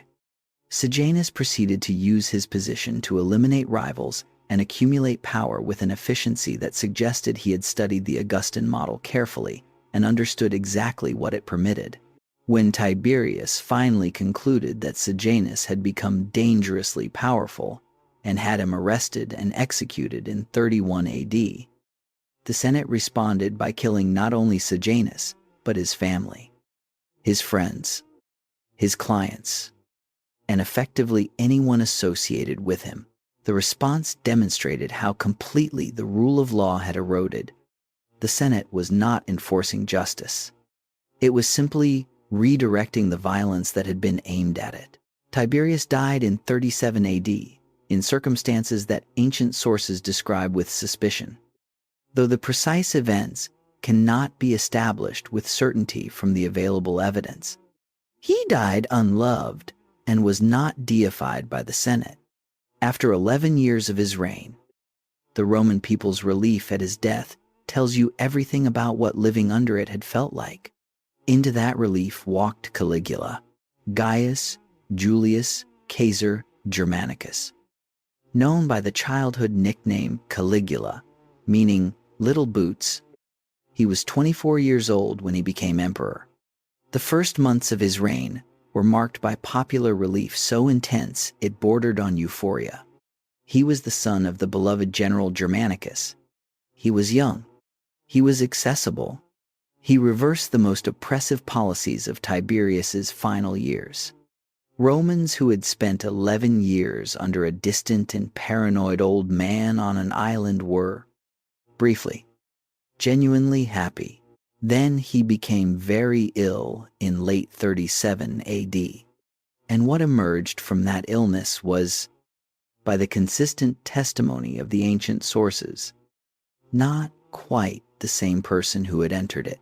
Here is the honest accounting the sources require.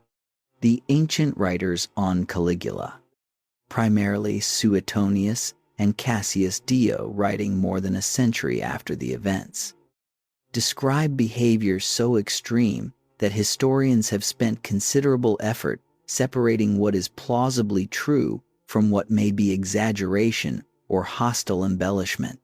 The historian Anthony Barrett, in his careful study of Caligula, published in 1990, argues that the most sensational stories need to be treated with appropriate skepticism. He does not conclude, and neither should we, that the stories are simply false. What the credible accounts describe is a ruler who became erratic, intermittently cruel, and fundamentally disconnected from the business of governance as Romans understood it. Whether this reflected a personality disorder, the psychological consequences of surviving a court that had been trying to kill him since childhood, or some combination of both, the ancient sources cannot tell us with certainty. What they can tell us is this: he lasted 4 years. He was assassinated in January of 41 AD by Praetorian Guard officers who had run out of patience. The conspirators had not agreed on what came next. The Senate briefly discussed restoring the Republic, a discussion that the historian Keith Hopkins and others have described as more theatrical than serious. Since the frontier legions had no intention of accepting a return to republican government that would disrupt the pay and career structures they depended on, the Praetorian Guard found Claudius hiding behind a curtain in the palace and proclaimed him emperor. This is one of the most revealing moments in the history of the Principate. The man who became the most powerful person in the world was a 50-year-old scholar who had survived the murderous politics of the Julio-Claudian court by being regarded as too intellectually eccentric and physically impaired to be a political threat. He had a limp, a stammer, and an obsessive interest in history and scholarship that the Roman aristocracy found embarrassing. He turned out to be one of the most capable administrators who ever held the Principate, Claudius. As the historian Arnaldo Momigliano argued in influential studies from the mid-20th century, and as subsequent scholarship has broadly confirmed, was a ruler of genuine ability. He reformed the legal system with a thoroughness his predecessors had not attempted. He extended Roman citizenship more widely than any emperor before him.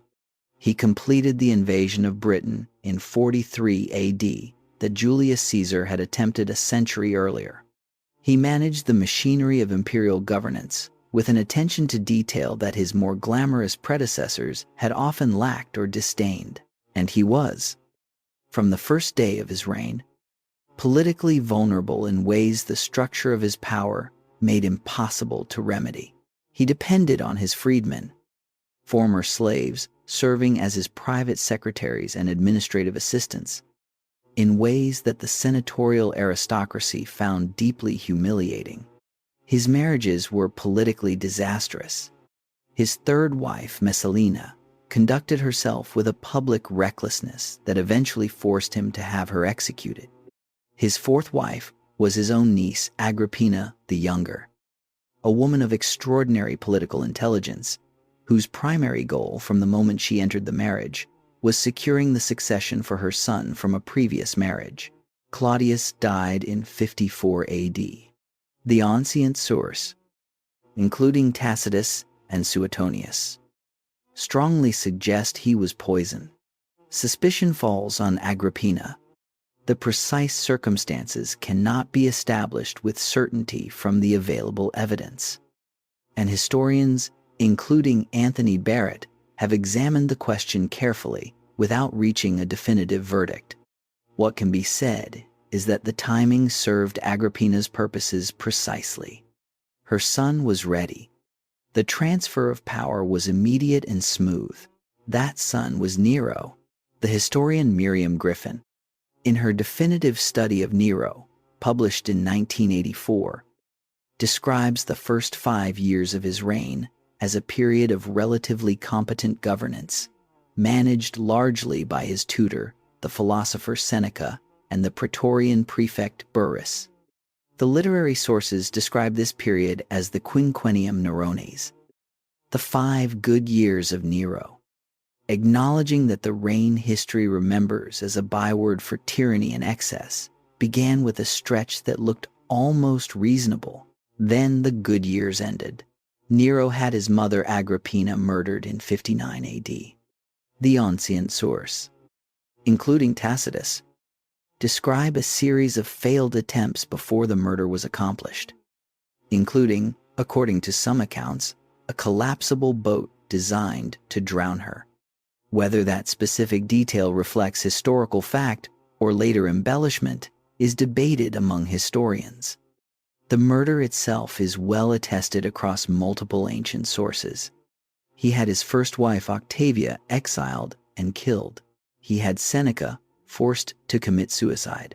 He performed publicly as a singer and musician, which Roman aristocratic culture found mortifying. Not because musical performance was inherently shameful, but because an emperor who chose to do it made a statement about his relationship to traditional Roman values that his audience found impossible to accept. The Great Fire of Rome in 64 AD burned for 6 days, and destroyed or damaged 10 of Rome's 14 administrative districts. The enduring image of Nero playing music while the city burned appears in the ancient sources in a form the historian Tacitus treated with characteristic ambiguity, noting that Nero was reportedly at his villa in Antium when the fire started and returned to organize relief efforts, while also recording the popular suspicion that the fire had been set deliberately. Whether that suspicion was accurate cannot be established from the available evidence, and the historian Anthony Barrett and others who have studied the question conclude that the evidence does not support a confident verdict either way. What followed the fire does not require ambiguity. Nero built on the cleared ground the Domus Aurea, an enormous palace complex that confirmed in stone everything Romans suspected about his priorities. The Christian community in Rome was blamed for the fire and persecuted with a violence that Tacitus, who had no sympathy for Christians, described as so extreme that it generated public pity for the victims. This is one of the earliest references to Christians in Roman historical sources. One of the earliest moments when the collision between Roman imperial power and the new religion became visible to the historical record, Nero's end, came in 68 AD, when the legions on the frontier withdrew their loyalty. The Senate declared him a public enemy. He fled Rome and, finding himself deserted by everyone, killed himself with the help of a secretary. The ancient sources record his final words as a lament that the world was losing a great artist. Though deathbed quotations from antiquity need to be treated as literary constructions as often as historical facts, and then, uniquely, some Romans wept for him. Flowers appeared at his tomb for years.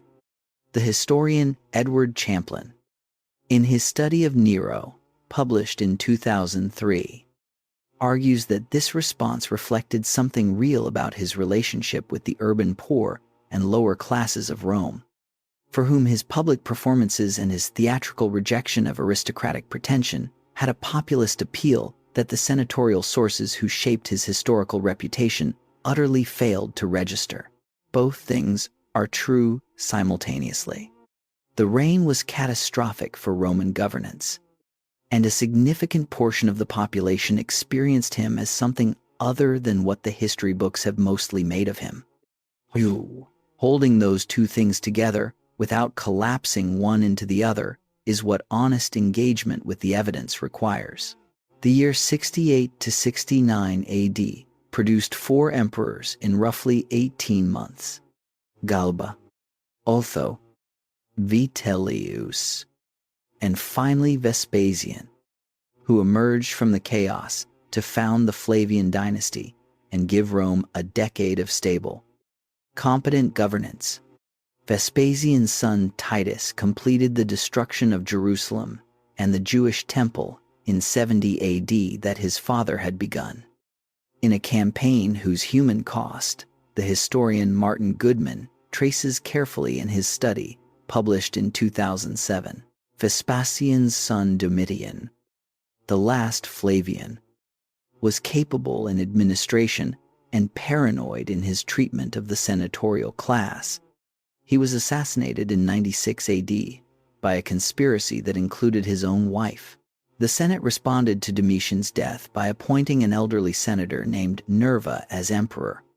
It was the first time the Senate had directly chosen an emperor rather than ratifying a choice made by military force or dynastic inheritance. And the man Nerva adopted as his successor would begin a sequence that became the most celebrated period of Roman governance. The empire was about to reach its peak, and the peak, as peaks always do, would reveal with perfect clarity what the fall was going to look like. Chapter 9: The 5 Good Emperors and the Peak of Rome. There is a passage in the work of Edward Gibbon, the great 18th century English historian, whose Decline and Fall of the Roman Empire remains one of the most ambitious works of historical writing ever attempted. in which Gibbon describes the period from the accession of Nerva in 96 AD to the death of Marcus Aurelius in 180 AD as the period in the history of the world during which the condition of the human race was most happy and prosperous. Gibbon was given to grandeur in his prose, and his judgments require qualification. The happiness of his golden age did not extend to the empire's slaves, who constituted a very significant portion of its population, with estimates varying widely among scholars. It did not extend to the peoples on the frontier who experienced Roman expansion as conquest. It did not fully extend to the provinces, governed with varying degrees of justice by administrators whose quality depended heavily on the personal attention of the emperor they served. But within those qualifications, Gibbon was pointing at something real. The 84 years spanning 5 consecutive emperors, Nerva, Trajan, Hadrian, Antoninus Pius, and Marcus Aurelius, were by the measure of Roman governance a period of sustained and capable rule with no real parallel in the empire's history.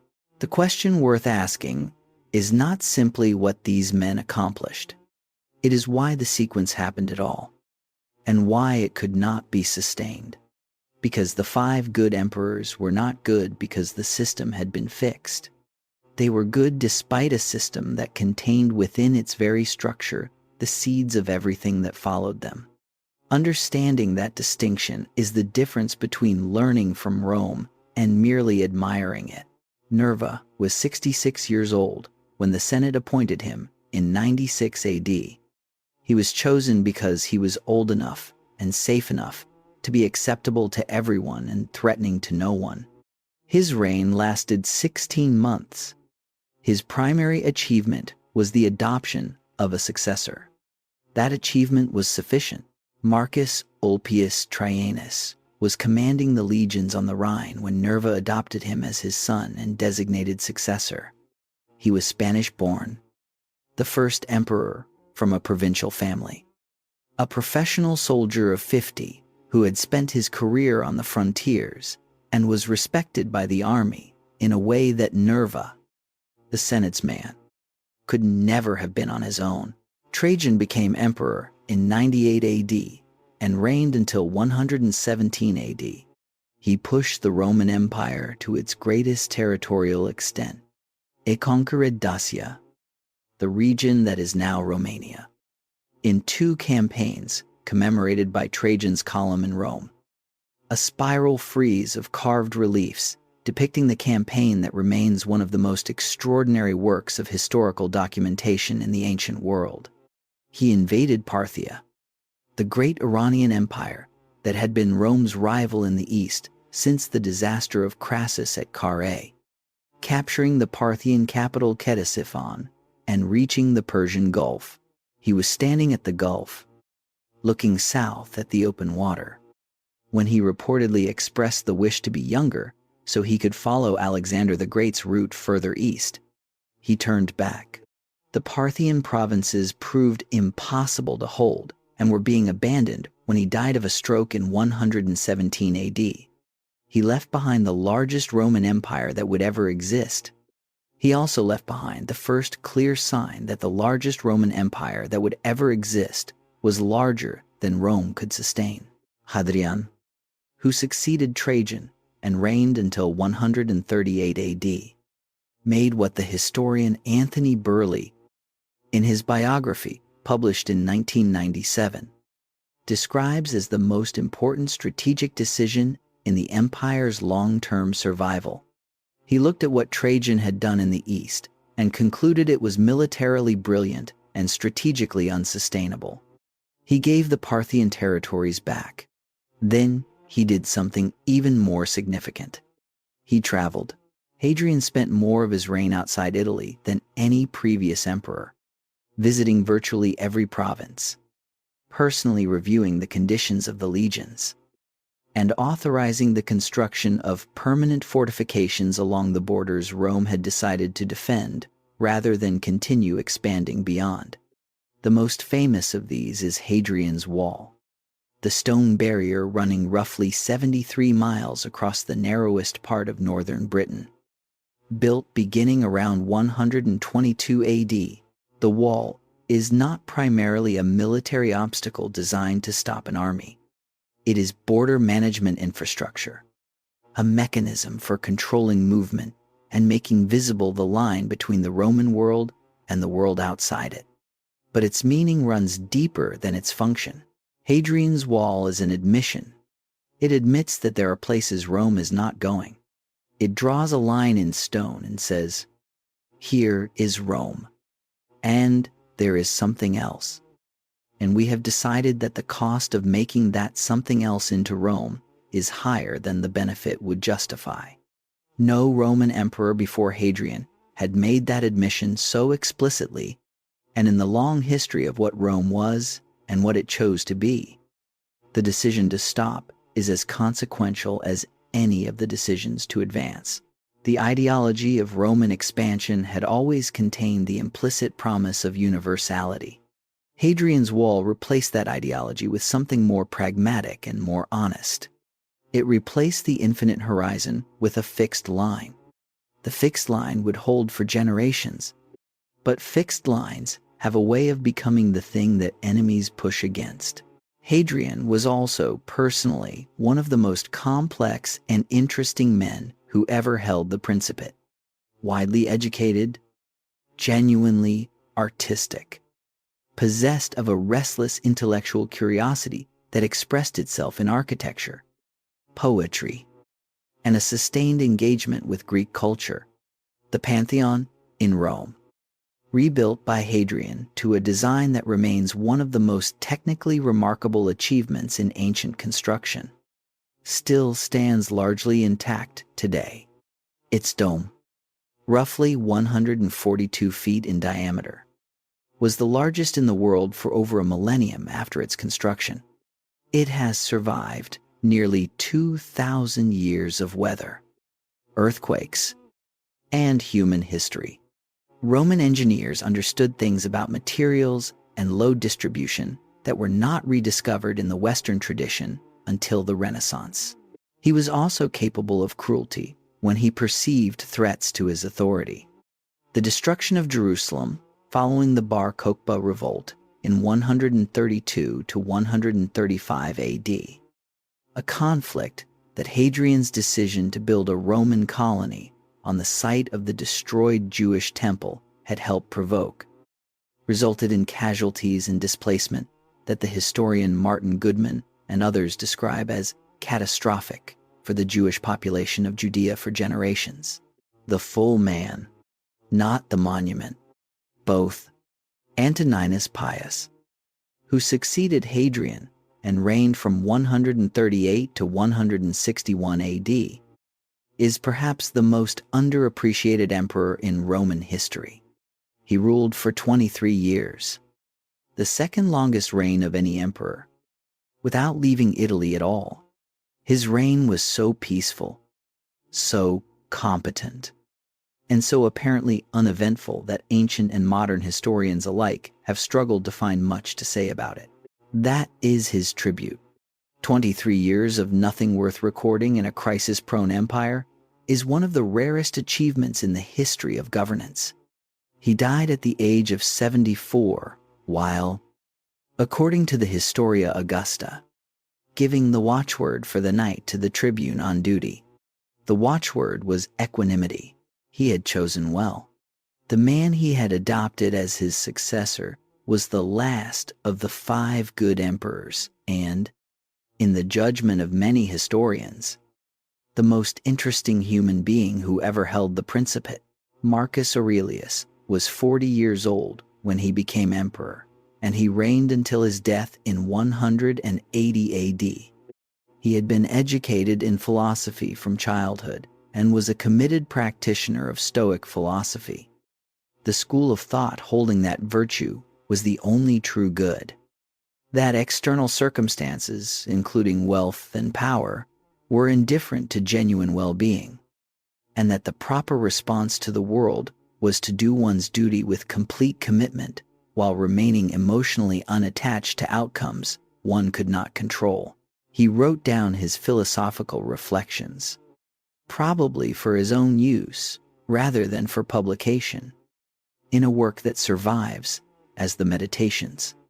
The historian Pierre Hadot, in his study of Marcus Aurelius, published in French in 1992 and translated subsequently, describes the Meditations as a set of spiritual exercises, repeated reminders to himself of principles he was trying to embody in a life that constantly threatened to pull him away from them. The life in question was one of almost unrelenting difficulty. Marcus Aurelius spent the majority of his reign on military campaign on the Danube frontier, managing a series of incursions by Germanic peoples, primarily the Marcomanni and the Quadi, that were more sustained and more dangerous than anything the frontier had faced in the previous century. The Antonine Plague, a pandemic that swept through the empire beginning around 165 AD, killed populations across the empire in numbers that the historian Kyle Harper, in his study published in 2017, estimates may have reached into the millions. Though such estimates carry significant uncertainty given the limitations of ancient demographic evidence, the financial strain of continuous frontier warfare against a background of demographic collapse pushed the empire's resources to their limits. Through all of this, Marcus wrote his notes to himself about the irrelevance of external circumstances to genuine virtue. Sit with the image for a moment. A man who holds supreme power over the largest empire in the Western world, surrounded by the results of plague and warfare, sitting in a campaign tent on the Danube, reminding himself that the opinions of other people are not his concern, and that death is simply a natural process to be accepted without fear. The Meditations are not a political document. They contain almost nothing about governance or military strategy, but they reveal something about the quality of the person governing and commanding that is directly relevant to understanding why the reign of Marcus Aurelius was what it was. A man who genuinely believed that virtue was its own reward, who genuinely had no interest in the external trappings of power beyond what duty required, was not susceptible to the particular corruptions that had destroyed the Julio-Claudians. It was not enough to fix the system. It was enough to make one man a good ruler. And that is precisely the problem. 4 of the 5 good emperors had chosen their successors by adoption, selecting capable men on the basis of demonstrated ability rather than biological inheritance. This worked when the emperor making the choice had no suitable biological heir, when the adopted candidate was genuinely capable, and when the existing army accepted the choice. It worked for 4 emperors in sequence, which was remarkable enough to seem like a system. It was not a system. It was a series of fortunate individual choices. The difference matters enormously. Marcus Aurelius had a biological son, Commodus, and he designated him as his successor.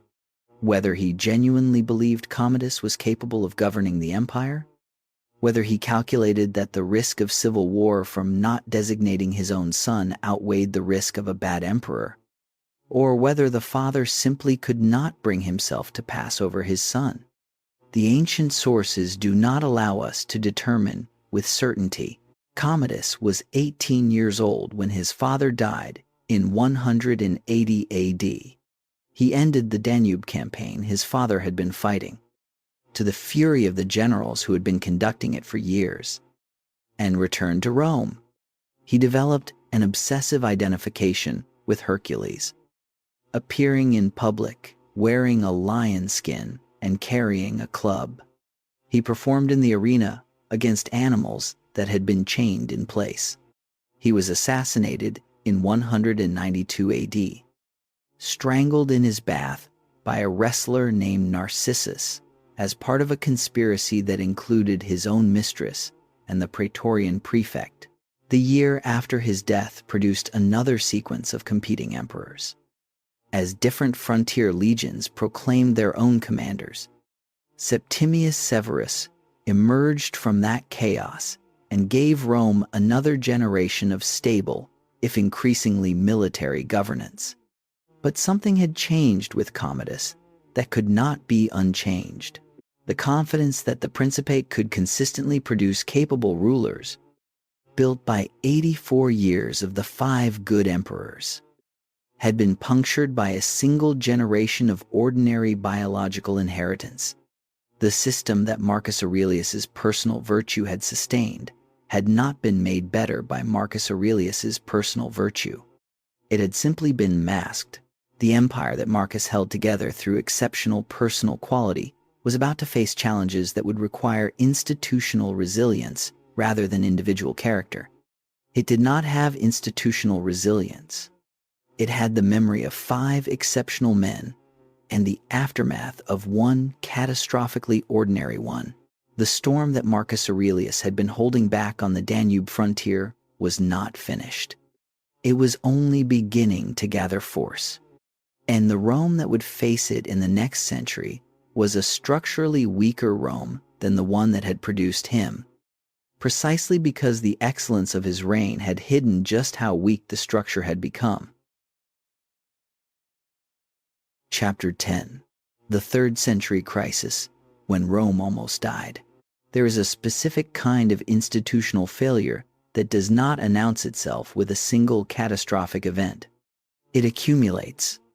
It builds across years of smaller failures, each one manageable in isolation, each one addressed with the tools that worked in the previous crisis, until one day the accumulation reaches a threshold and the system that looked functional the week before reveals itself to have been running on momentum rather than genuine strength. Rome reached that threshold in 235 AD. What followed across the next 50 years was the closest the empire came to complete dissolution before the actual fall, 2 centuries later. 50 years in which the mechanisms of governance that Augustus had built, refined by his successors and tested across the Antonine period, were subjected to simultaneous pressures from so many directions at once that they bent past the point of recovery into something that held the same shape but functioned in an entirely different way. The external pressures were real and they were new. On the northern frontier, something had been changing for a generation before the crisis began. The Germanic peoples beyond the Rhine and Danube were consolidating. The smaller tribal groupings that Roman policy had managed for generations by playing them against each other were forming larger confederations. The Alemanni in the upper Rhine region, the Franks in the lower Rhine, the Goths pushing down from what is now Ukraine toward the Danube Delta. These were larger, better organized, and increasingly equipped with weapons and tactics that centuries of contact with Roman military culture had taught them. The frontier that Hadrian had fixed in stone was facing a different quality of pressure than the one it had been designed to manage. On the eastern frontier, the situation had changed even more dramatically. The Parthian Empire that Rome had fought for 3 centuries had been overthrown from within. In 224 AD, a Persian noble named Ardashir defeated the last Parthian king and founded the Sassanid dynasty. The Sassanids were something the Parthians had not been. Ideologically driven, committed to restoring the glory of the old Persian Empire, possessed of a military capacity and administrative coherence that made them a genuinely different order of threat from their predecessors. The first Sassanid king to demonstrate what this meant for Rome was Shapur I. In 260 AD, he did something that no foreign enemy had managed since the Gauls sacked Rome in 390 BC. He captured a Roman emperor. Valerian had led a Roman army east to deal with Sassanid pressure on Syria and was defeated and taken prisoner at the Battle of Edessa. Persian rock reliefs at Naqsh-i Rostam in Iran, which survive to this day, depict Shapur on horseback with Valerian kneeling before him. The image was propaganda designed for permanence. It worked. A Roman emperor, kneeling, carved in stone for eternity. The message reached every corner of the Roman world, and none of it was good. But the external pressures, as severe as they were, do not fully explain the crisis by themselves. The external pressures were the context. The internal dynamics were the mechanism that turned pressure into collapse. The principate that Augustus had designed assumed a functioning emperor at its center. The system had worked when it had good emperors, reasonably well when it had mediocre ones, and catastrophically when it had disasters. But in every case, it had produced emperors who held the position for years at a time, giving the machinery of governance enough stability to keep turning.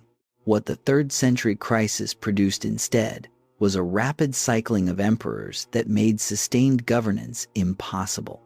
In the 50 years between 235 AD and 285 AD, Rome had approximately 50 emperors, depending on how one counts competing claimants and regional secessionists.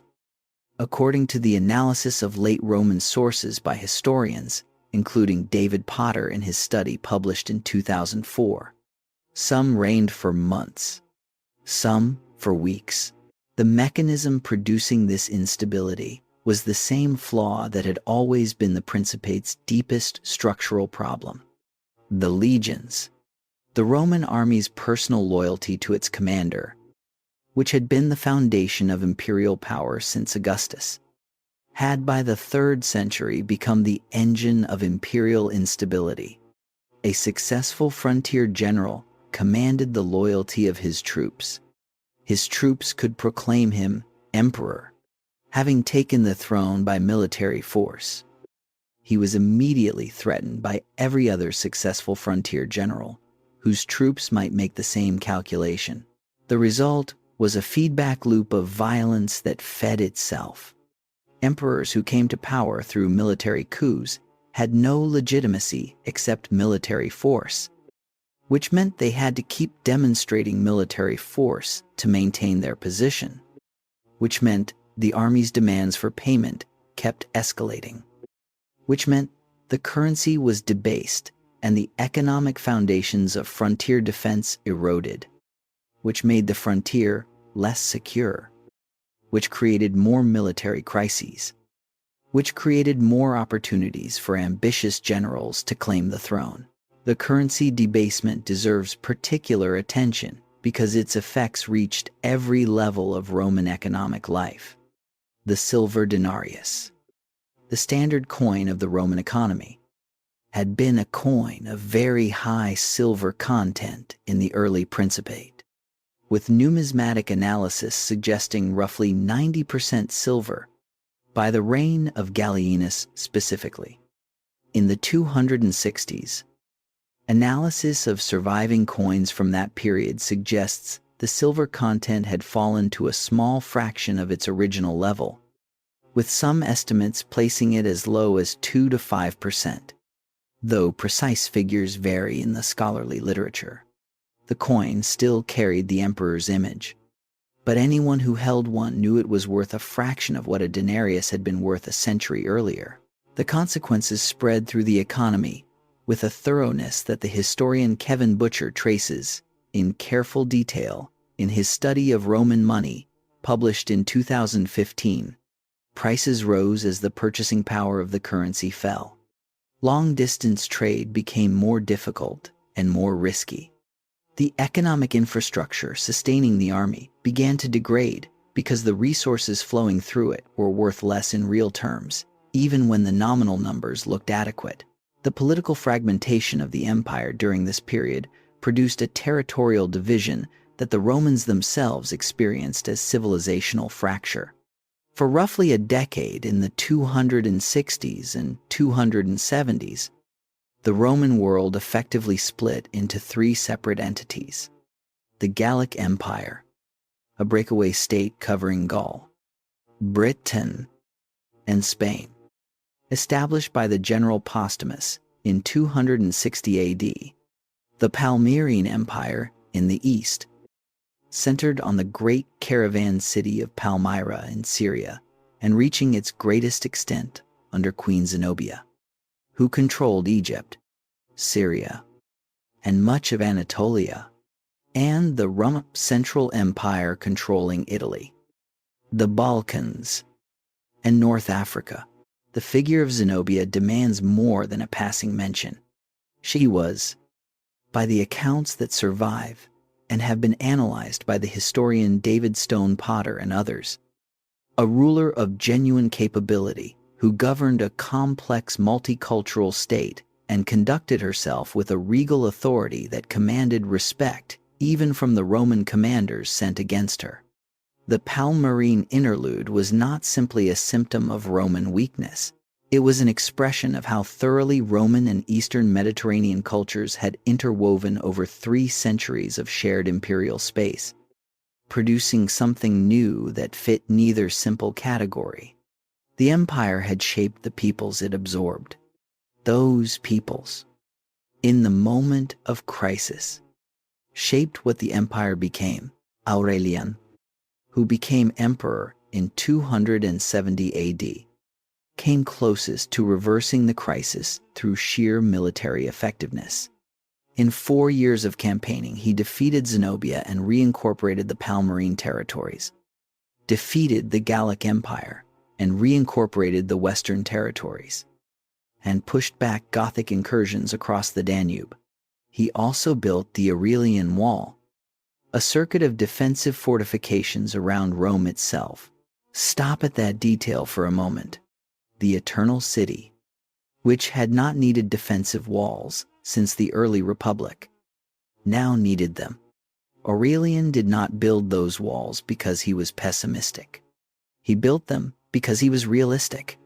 And the realism required by the situation in 270 AD was a realism that would have been unimaginable in the Rome of Augustus, or Trajan, or Marcus Aurelius. The world had changed that much. Aurelian was assassinated by his own officers in 275 AD before he could consolidate what he had rebuilt. The man who finally changed the structure of the problem arrived in 284 AD.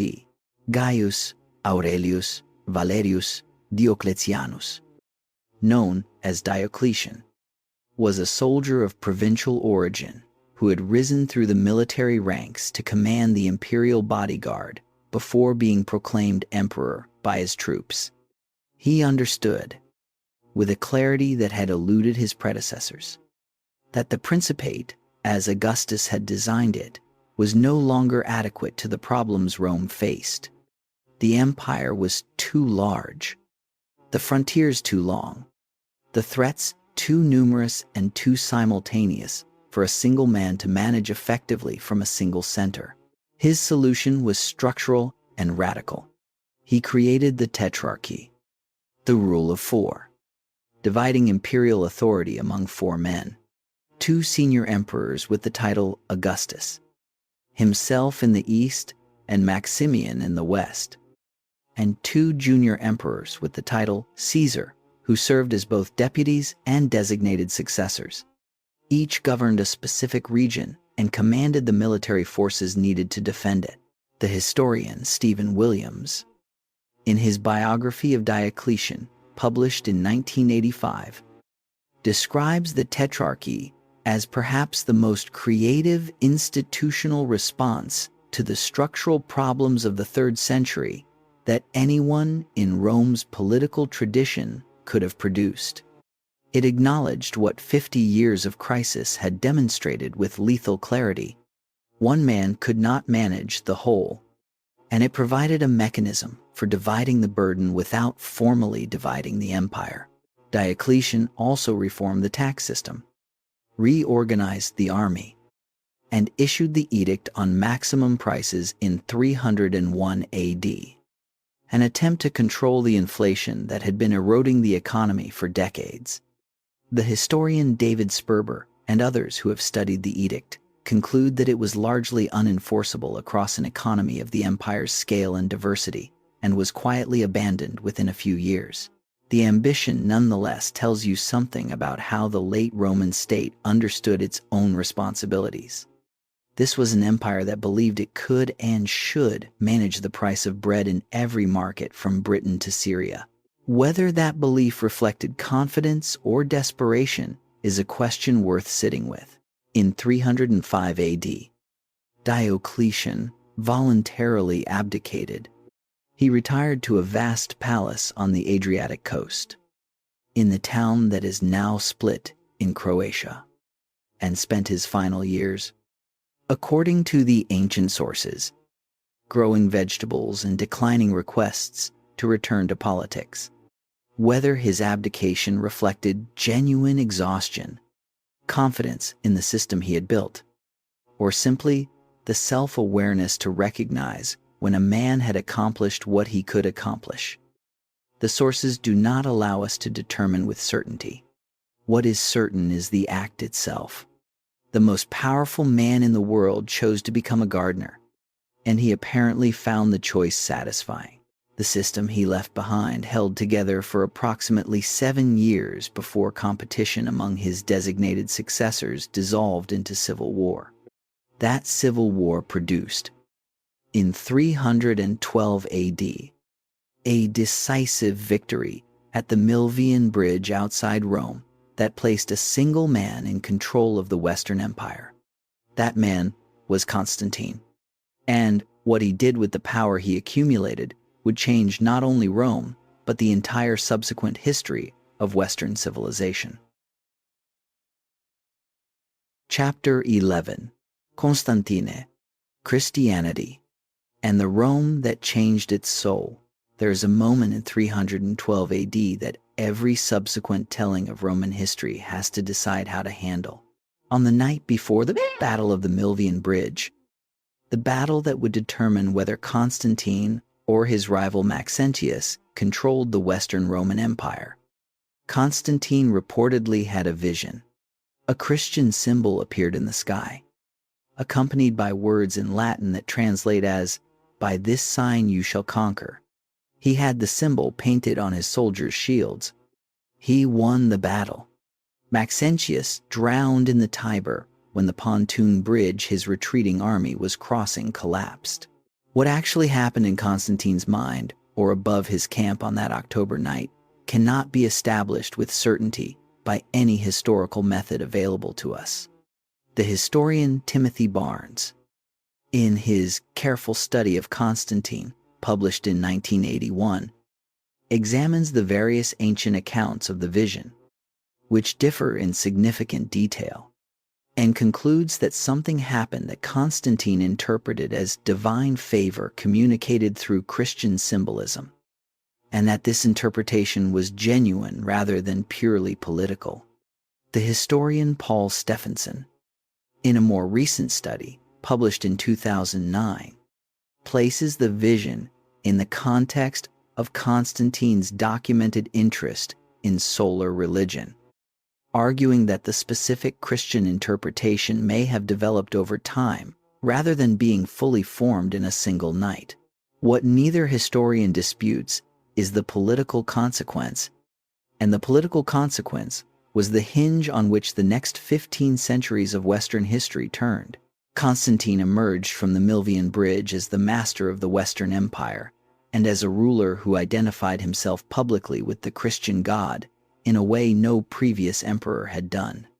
The measures he issued jointly with his Eastern co-emperor Licinius in 313 AD, which historians often refer to as the Edict of Milan, though the historian Timothy Barnes and others have noted that the precise form and nature of the agreement is more complex than a single formal edict suggests, extended legal toleration to Christianity, and directed that property confiscated from Christians during the Diocletianic persecution to be returned.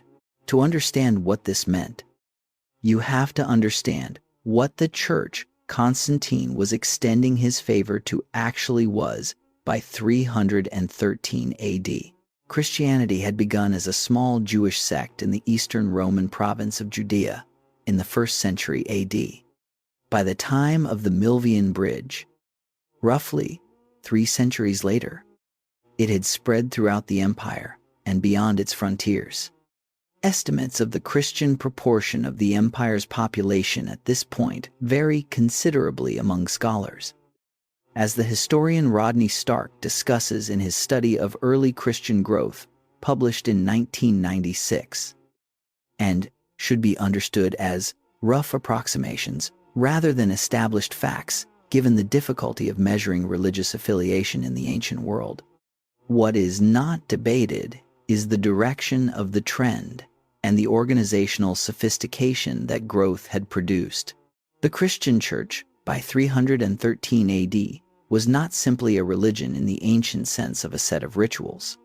It was an institution, with hierarchies of authority, mechanisms for resolving disputes, systems of communication between communities, and a theology that made comprehensive claims about the nature of reality and the structure of moral obligation. No previous Roman emperor had encountered anything quite like it. Constantine was the first to understand what it could be used for.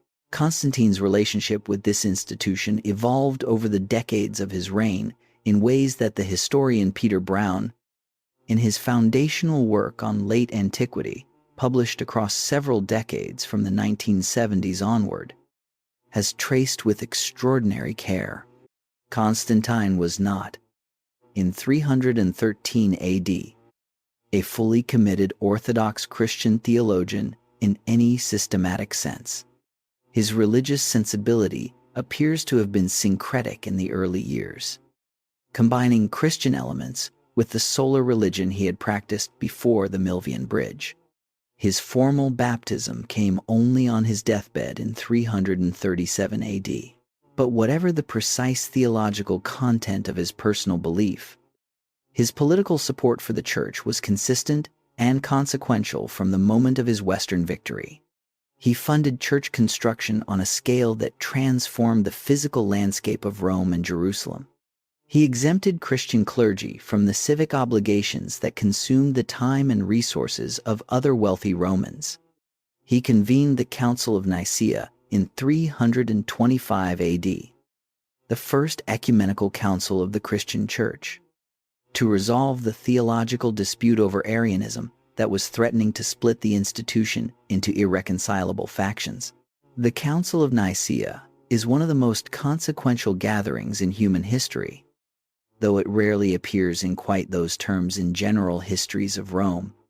Approximately 300 bishops gathered from across the empire to debate the precise nature of the relationship between Jesus Christ and God the Father.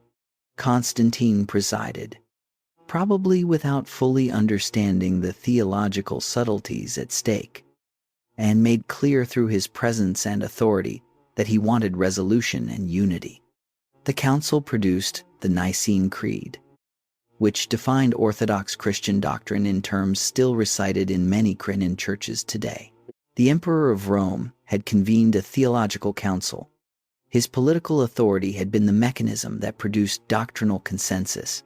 The entanglement of imperial political power and Christian ecclesiastical authority that this moment established would shape European civilization for the next 15 centuries.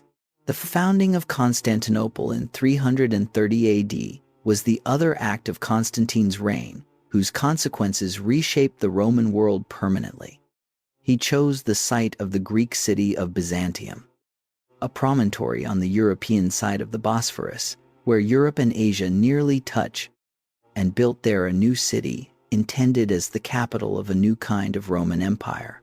The choice of location was strategically brilliant. The Bosphorus controlled the strait between the Black Sea and the Mediterranean, making it the pivot point of trade and communication between two continents. It was more defensible than Rome, surrounded on 3 sides by water. It was closer to the empire's most threatened frontiers. And, crucially, it was a Christian city from its foundation in a way that Rome could never be. Rome was saturated with the temples and priesthoods and civic religious traditions of 1,000 years of Roman religion. Constantinople was new. It could be built with churches rather than retrofitted around temples. It could express, in its physical form, the Christian imperial ideology that Constantine was constructing. Constantine ruled until his death in 337 AD, longer than any emperor since Augustus. He died while preparing for a campaign against Persia. Having requested and received baptism, what he left behind was an empire recognizably Roman in its administrative structures, its legal tradition, and its military organization. But its center of gravity had shifted eastward. Its state religion was changing from the traditional civic polytheism that had served Rome since before the Republic to a monotheistic faith with a powerful institutional church. And its succession was, once again, a catastrophe. Constantine's 3 sons divided the empire and immediately began fighting each other. Within 3 years of his death, 2 of the 3 had been killed. The pagan intellectual Julian, called the apostate by subsequent Christian writers, became emperor in 361 AD and attempted to reverse the Christianization of the empire by restoring the old religion to official favor. He was intelligent, philosophically serious, and genuinely committed to a Neoplatonic paganism he believed was intellectually superior to Christianity. He reigned for 20 months before dying on campaign against Persia. The reversal he attempted died with him, not because Christianity was inevitable, but because by 361 AD, Constantine's policies had created institutional facts on the ground too large and too interconnected to dismantle in a single reign. The churches had been built. The clergy had been exempted. The councils had defined doctrine. The entanglement was real and it was structural. The emperor, Theodosius I, who reigned from 379 to 395 AD, completed the process that Constantine had begun. In 380 AD, he issued the Edict of Thessalonica, making Nicene Christianity the official state religion of the Roman Empire. In 391 AD, he effectively prohibited the practice of the old Roman religion by banning pagan sacrifice and closing temples. The civic religious tradition that had been the spiritual framework of Roman public life for over 1,000 years was, in legal terms, ended. And then, in 395 AD, Theodosius died. He divided the empire between his 2 sons. Arcadius received the east, with its capital at Constantinople. Honorius received the west, with its capital relocated from Rome to Ravenna in northeastern Italy. The division was presented as an administrative arrangement, the kind of division of responsibility that had been tried before. Both halves continued to use the same legal system, the same administrative structures, the same imperial titulature. In theory, one empire with 2 emperors. In practice, a fracture that would never be healed. The Eastern Empire was wealthier, more urbanized, and more defensible. The Western Empire was poorer, more dependent on a countryside whose agriculture was less productive, and faced with a longer and more contested frontier that its reduced resources made increasingly difficult to defend. They were already different in ways that the theory of unity could not conceal, and the difference was about to matter in ways that would determine which half of Rome's story had another 1,000 years to run and which half had 80 years. The empire had changed its soul. Whether changing its soul had saved it or hastened its end is one of the most fiercely contested questions in all of historical scholarship. The eastern half, built around Constantinople and the Christian imperial ideology Constantine had constructed, endured for over 1,000 years after the Western Empire fell, until the Ottoman Sultan Mehmed II took the city on the 29th of May, 1453. It called itself Roman until the end. Its citizens called themselves Romans. The western half had 80 years, and they would be the most consequential 80 years in the history of Western civilization. Chapter 12. The Fall and the Question That Never Dies. To borrow a phrase from the novelist Ernest Hemingway, there is a particular kind of collapse that happens two ways: gradually, then all at once. That is how the Western Roman Empire ended. And anyone who tells you it happened because of a single cause, whether barbarian invasion or Christianity or moral decline or economic collapse, is giving you a story that is easier to tell than the truth. The truth is harder and more interesting. The truth is that all of those causes were real. They were happening simultaneously. They were feeding each other. And the Western Empire fell when their accumulation reached a threshold that no political authority, however capable, could have managed alone. The historian Edward Gibbon, publishing the first volume of his Decline and Fall of the Roman Empire in 1776, attributed the fall primarily to the rise of Christianity and the erosion of the martial virtues that had made Rome great.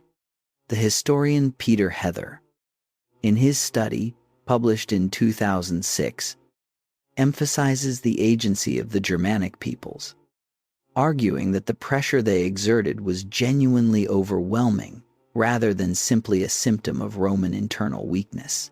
The historian Bryan Ward-Perkins, in his study, published in 2005, argues that the fall was a genuine civilizational catastrophe that produced measurable decline in material standards of living across the former Western Empire.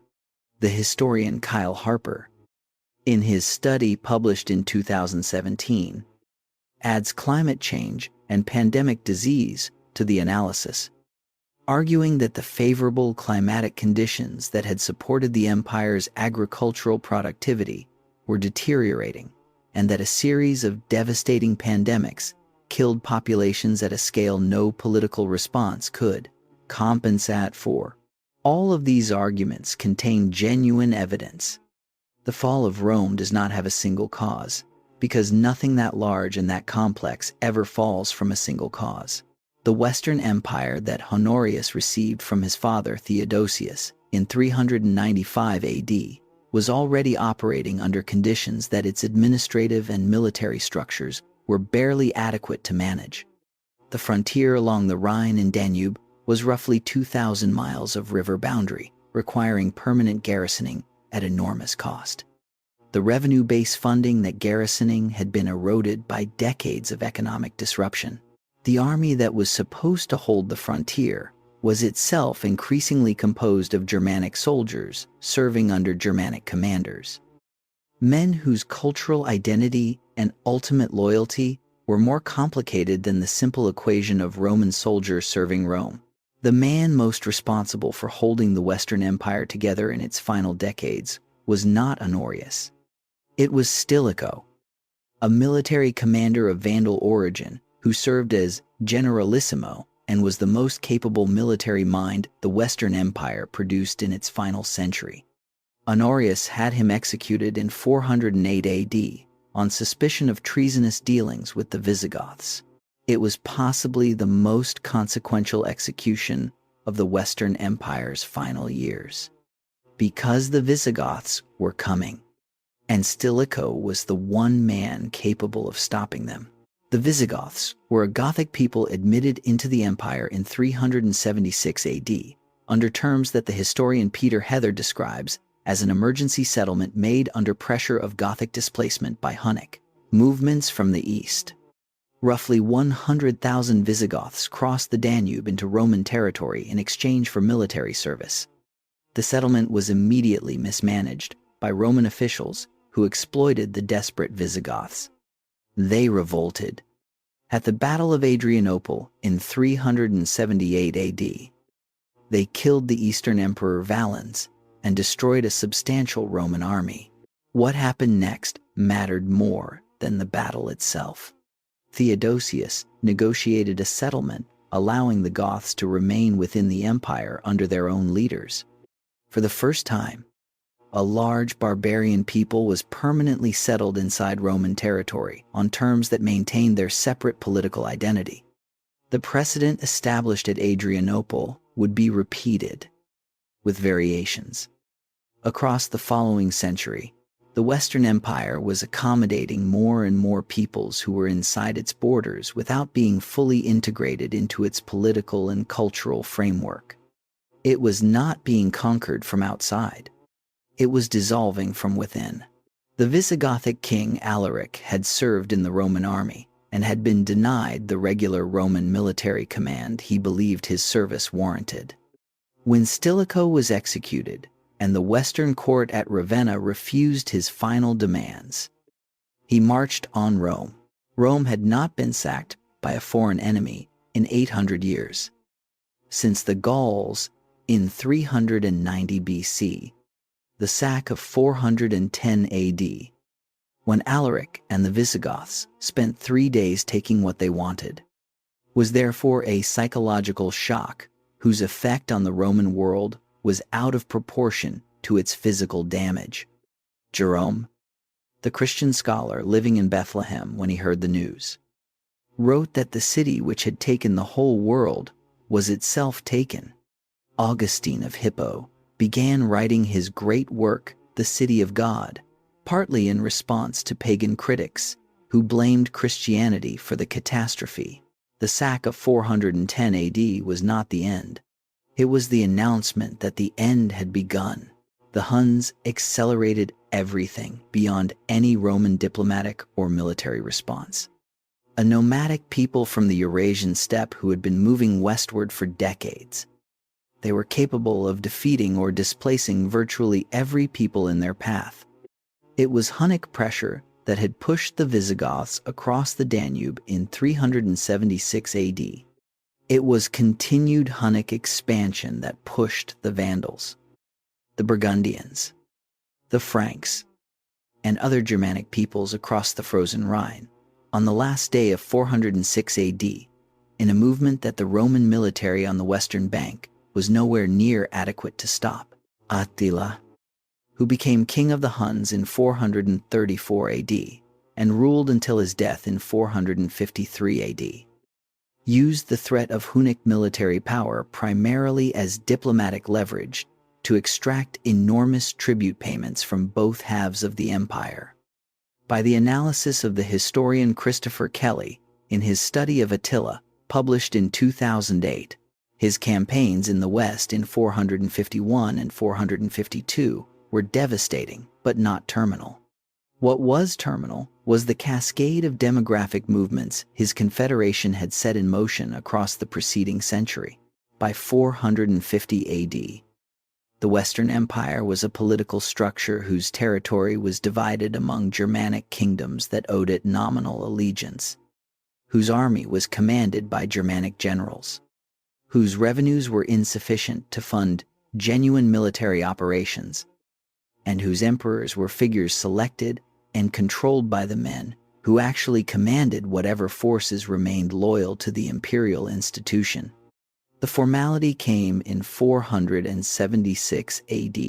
Odoacer was a Germanic military commander who led a revolt of Germanic soldiers in Italy who had been demanding land grants and been refused.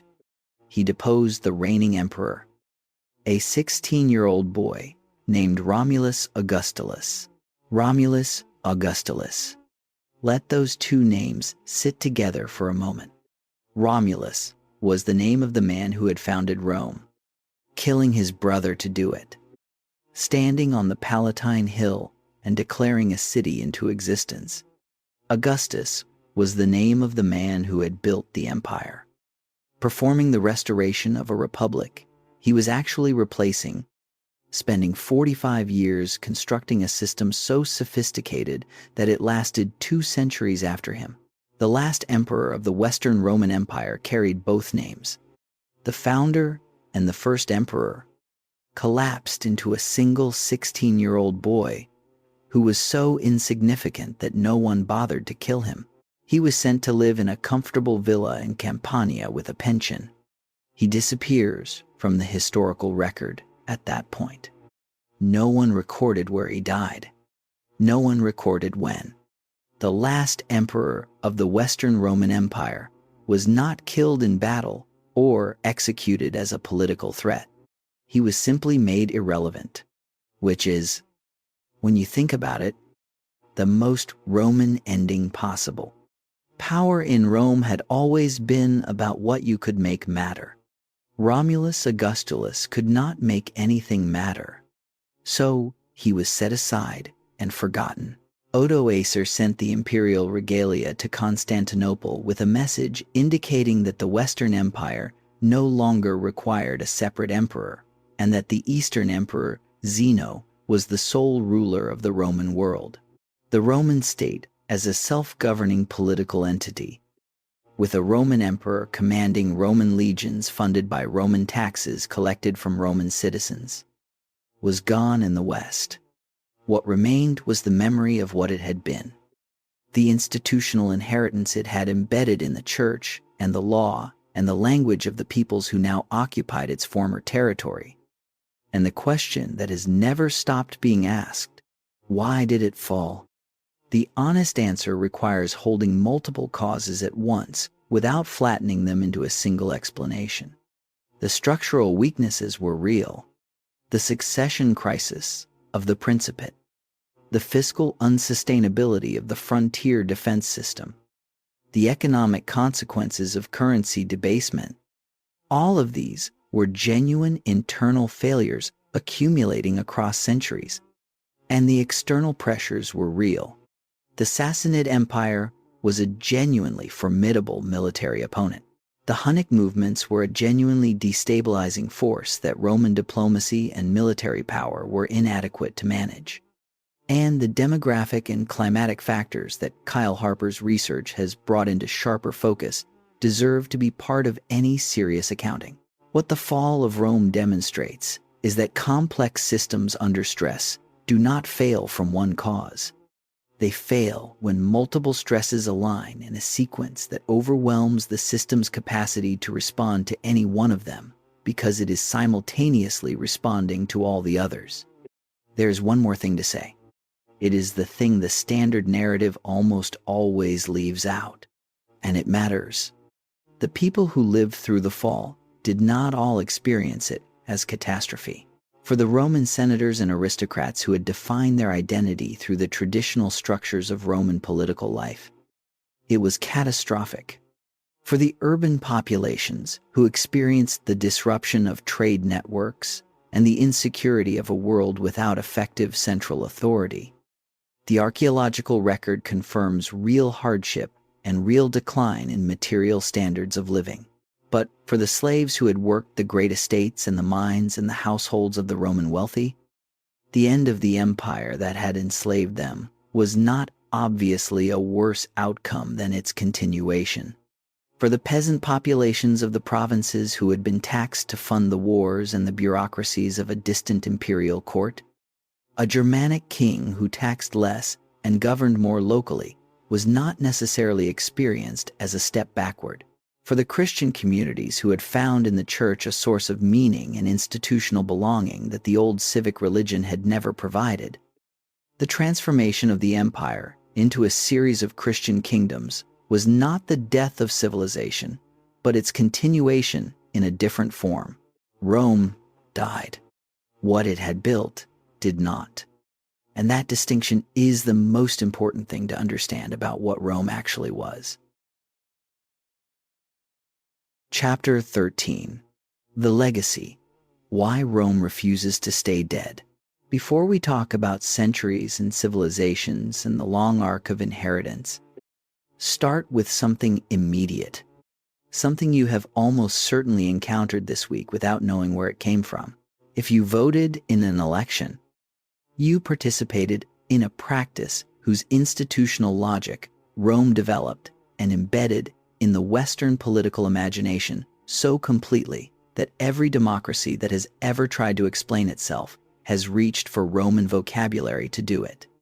Senate, Republic, Constitution, Veto, Citizen. These are not metaphors borrowed from Rome. They are Rome, still functioning inside the political structure of every Western state that exists today. If you have ever signed a contract, hired a lawyer, inherited property, or been accused of a crime and demanded the right to face your accuser, you have been operating inside a legal framework whose foundations were laid by Roman jurists working in the 1st and 2nd centuries AD. The historian Alan Watson, in his studies of Roman law and its transmission published across several decades, traces the direct lines of inheritance from Roman legal principles through medieval canon law, through the rediscovery of Justinian's great legal compilation in the 11th century, through the legal systems of continental Europe, and into the legal traditions that European colonialism carried to the Americas, Africa, Asia, and Australia. Civil law systems, meaning those that derive their structure from Roman law, as compiled in Justinian's Corpus Juris Civilis in the 6th century AD, govern a large proportion of the world's population today, encompassing most of continental Europe and Latin America. Though precise global figures are difficult to calculate and should be understood as approximations, if you live in a building with a dome, walk through an arch, or cross a bridge built of stone or concrete, you are moving through the descendants of engineering traditions that Rome developed at a scale and sophistication the ancient world had never seen before. The Romans did not invent concrete. They developed a specific mixture of volcanic ash, lime, and seawater that produced a concrete of extraordinary durability, whose properties modern materials scientists are still studying. The Pantheon's dome, poured as a single continuous concrete shell, has no expansion joints. That is a significant reason it has not cracked in nearly 2,000 years.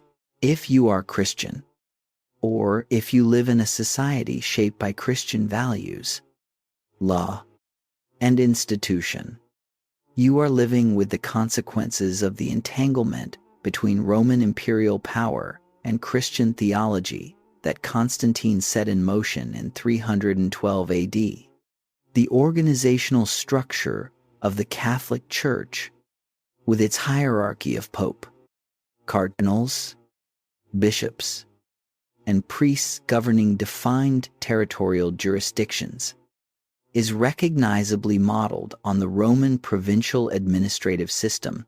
The Latin that was the language of the Roman West became the language of the Western Church and remained so for over 15 centuries. Scientific nomenclature is still written in Latin. Legal maxims are still recited in Latin. A language dead as a mother tongue for over a millennium is still actively present in the professional vocabularies of the 21st century. Now, bring it closer to home. The men who designed the United States government in 1787 were not designing in a vacuum. They were working with a specific set of historical references they had studied, debated, and argued about for years. And the reference that appeared most frequently in the Federalist Papers, the Constitutional Convention debates, and the private correspondence of the founders was Rome. James Madison, Alexander Hamilton, and John Jay published the Federalist Papers under the collective pseudonym Publius, the name of one of the founders of the Roman Republic. That choice was not coincidental.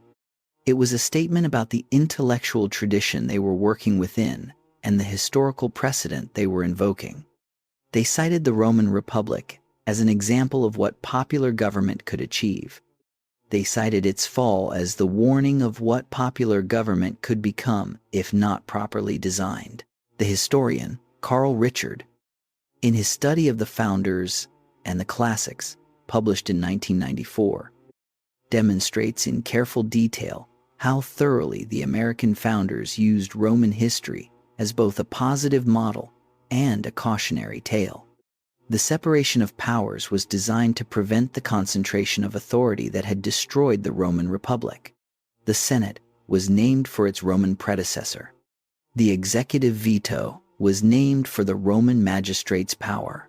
They believed, with the optimism of men beginning something new, that they could learn from Rome's mistakes and avoid them. Whether they succeeded is a question Americans are still actively debating, which is itself a measure of how alive the Roman reference remains in American political culture. 2,000 years after Julius Caesar crossed the Rubicon, the men and women who governed the republic he helped destroy are still the reference point for every argument about whether a democracy is working or failing. Napoleon Bonaparte studied Caesar with the focused attention of a man who saw himself in direct competition with a predecessor 2,000 years dead. He reorganized the French legal system into the Napoleonic Code, drawing directly on the Roman legal tradition, and it became the basis of civil law in France, Belgium, Spain, Portugal, and their former colonies around the world. He styled himself consul before styling himself emperor. The deliberate invocation of Roman precedent at every stage was not only vanity, it was a recognition that Rome had developed the vocabulary of imperial legitimacy, and that anyone wanting to build an empire in the Western tradition needed to speak that vocabulary to be understood. Mussolini built his fascist movement around explicit invocations of Rome. The fasces, the bundle of rods that had symbolized Roman magisterial authority, gave fascism its name. He dreamed of rebuilding the Roman Empire around the Mediterranean, which he called Mare Nostrum, the Latin phrase the Romans had used for it. He cleared medieval and Renaissance neighborhoods in Rome to build grand processional avenues connecting the ancient monuments. The result was a grotesque misappropriation of Roman history in the service of a murderous political movement. But it was also, in its terrible way, testimony to the persistent power of the Roman image. If Rome was still worth invoking in 1930s Italy as a claim to greatness, then Rome had not finished doing its work in the world. The city of Rome itself is the most tangible expression of everything the empire left behind. It is a city where you can walk from a building of the 1st century BC, past the Pantheon completed under Hadrian in the 2nd century AD, to a medieval church, to a Renaissance palace, to a Baroque fountain, to a 19th century monument, to a 20th century government building. In the space of 30 minutes, the layers of 2,500 years of continuous habitation are physically present in the stone, visible to anyone who knows how to look. No other city in the Western world contains this density of accumulated history in a form still inhabited and used by living people. When you stand in the Roman Forum today and look at the columns of the Temple of Saturn and the Arch of Septimius Severus and the fragments of the Basilica of Maxentius, you are standing in the space where the Roman Republic conducted its business for 500 years and the Roman Empire conducted its pageantry for 500 more. The ground beneath your feet contains the debris of every century that has passed since the first people looked at 7 hills above a malarial river and decided to build something that mattered. They could not have known how long it would matter. They could not have known that 15 centuries after the last emperor was quietly pensioned off to a comfortable villa, people would still be walking the ground they built on, still arguing in the vocabulary they invented, still organized by the law they wrote, still governed by institutions whose architecture they designed. Every democracy that has ever tried to sustain popular government over a large territory has looked at Rome. Every republic that has failed has been compared to Rome. Every ambitious ruler who has dreamed of universal empire has invoked Rome. Every legal system that has tried to govern complex societies with written rules has drawn on Rome.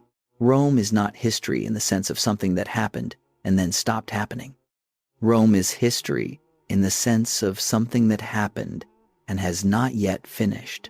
Now, a necessary truth, because honest engagement with the legacy requires it. When we say that Rome embedded ideas about law applying to everyone, about citizens having rights, the state is obligated to respect, about the danger of concentrated power, we are describing the development of a tradition over centuries, not a set of principles that Rome itself consistently practiced. Roman law applied very differently to slaves, to women, to conquered peoples, and to citizens. The gap between the Roman Republic's ideals and the Roman Republic's actual treatment of human beings was enormous. Acknowledging that gap is not a diminishment of the legacy. It is an accurate description of how legacies actually work. Civilizations articulate ideals they do not yet know how to practice. Later civilizations inherit the ideals and argue about whether to take them seriously. That argument, inherited from Rome, is still underway. The question that has run underneath this entire history, what does it actually take to build something that lasts, does not have a clean answer. Rome lasted longer than any comparable political entity in the Western tradition.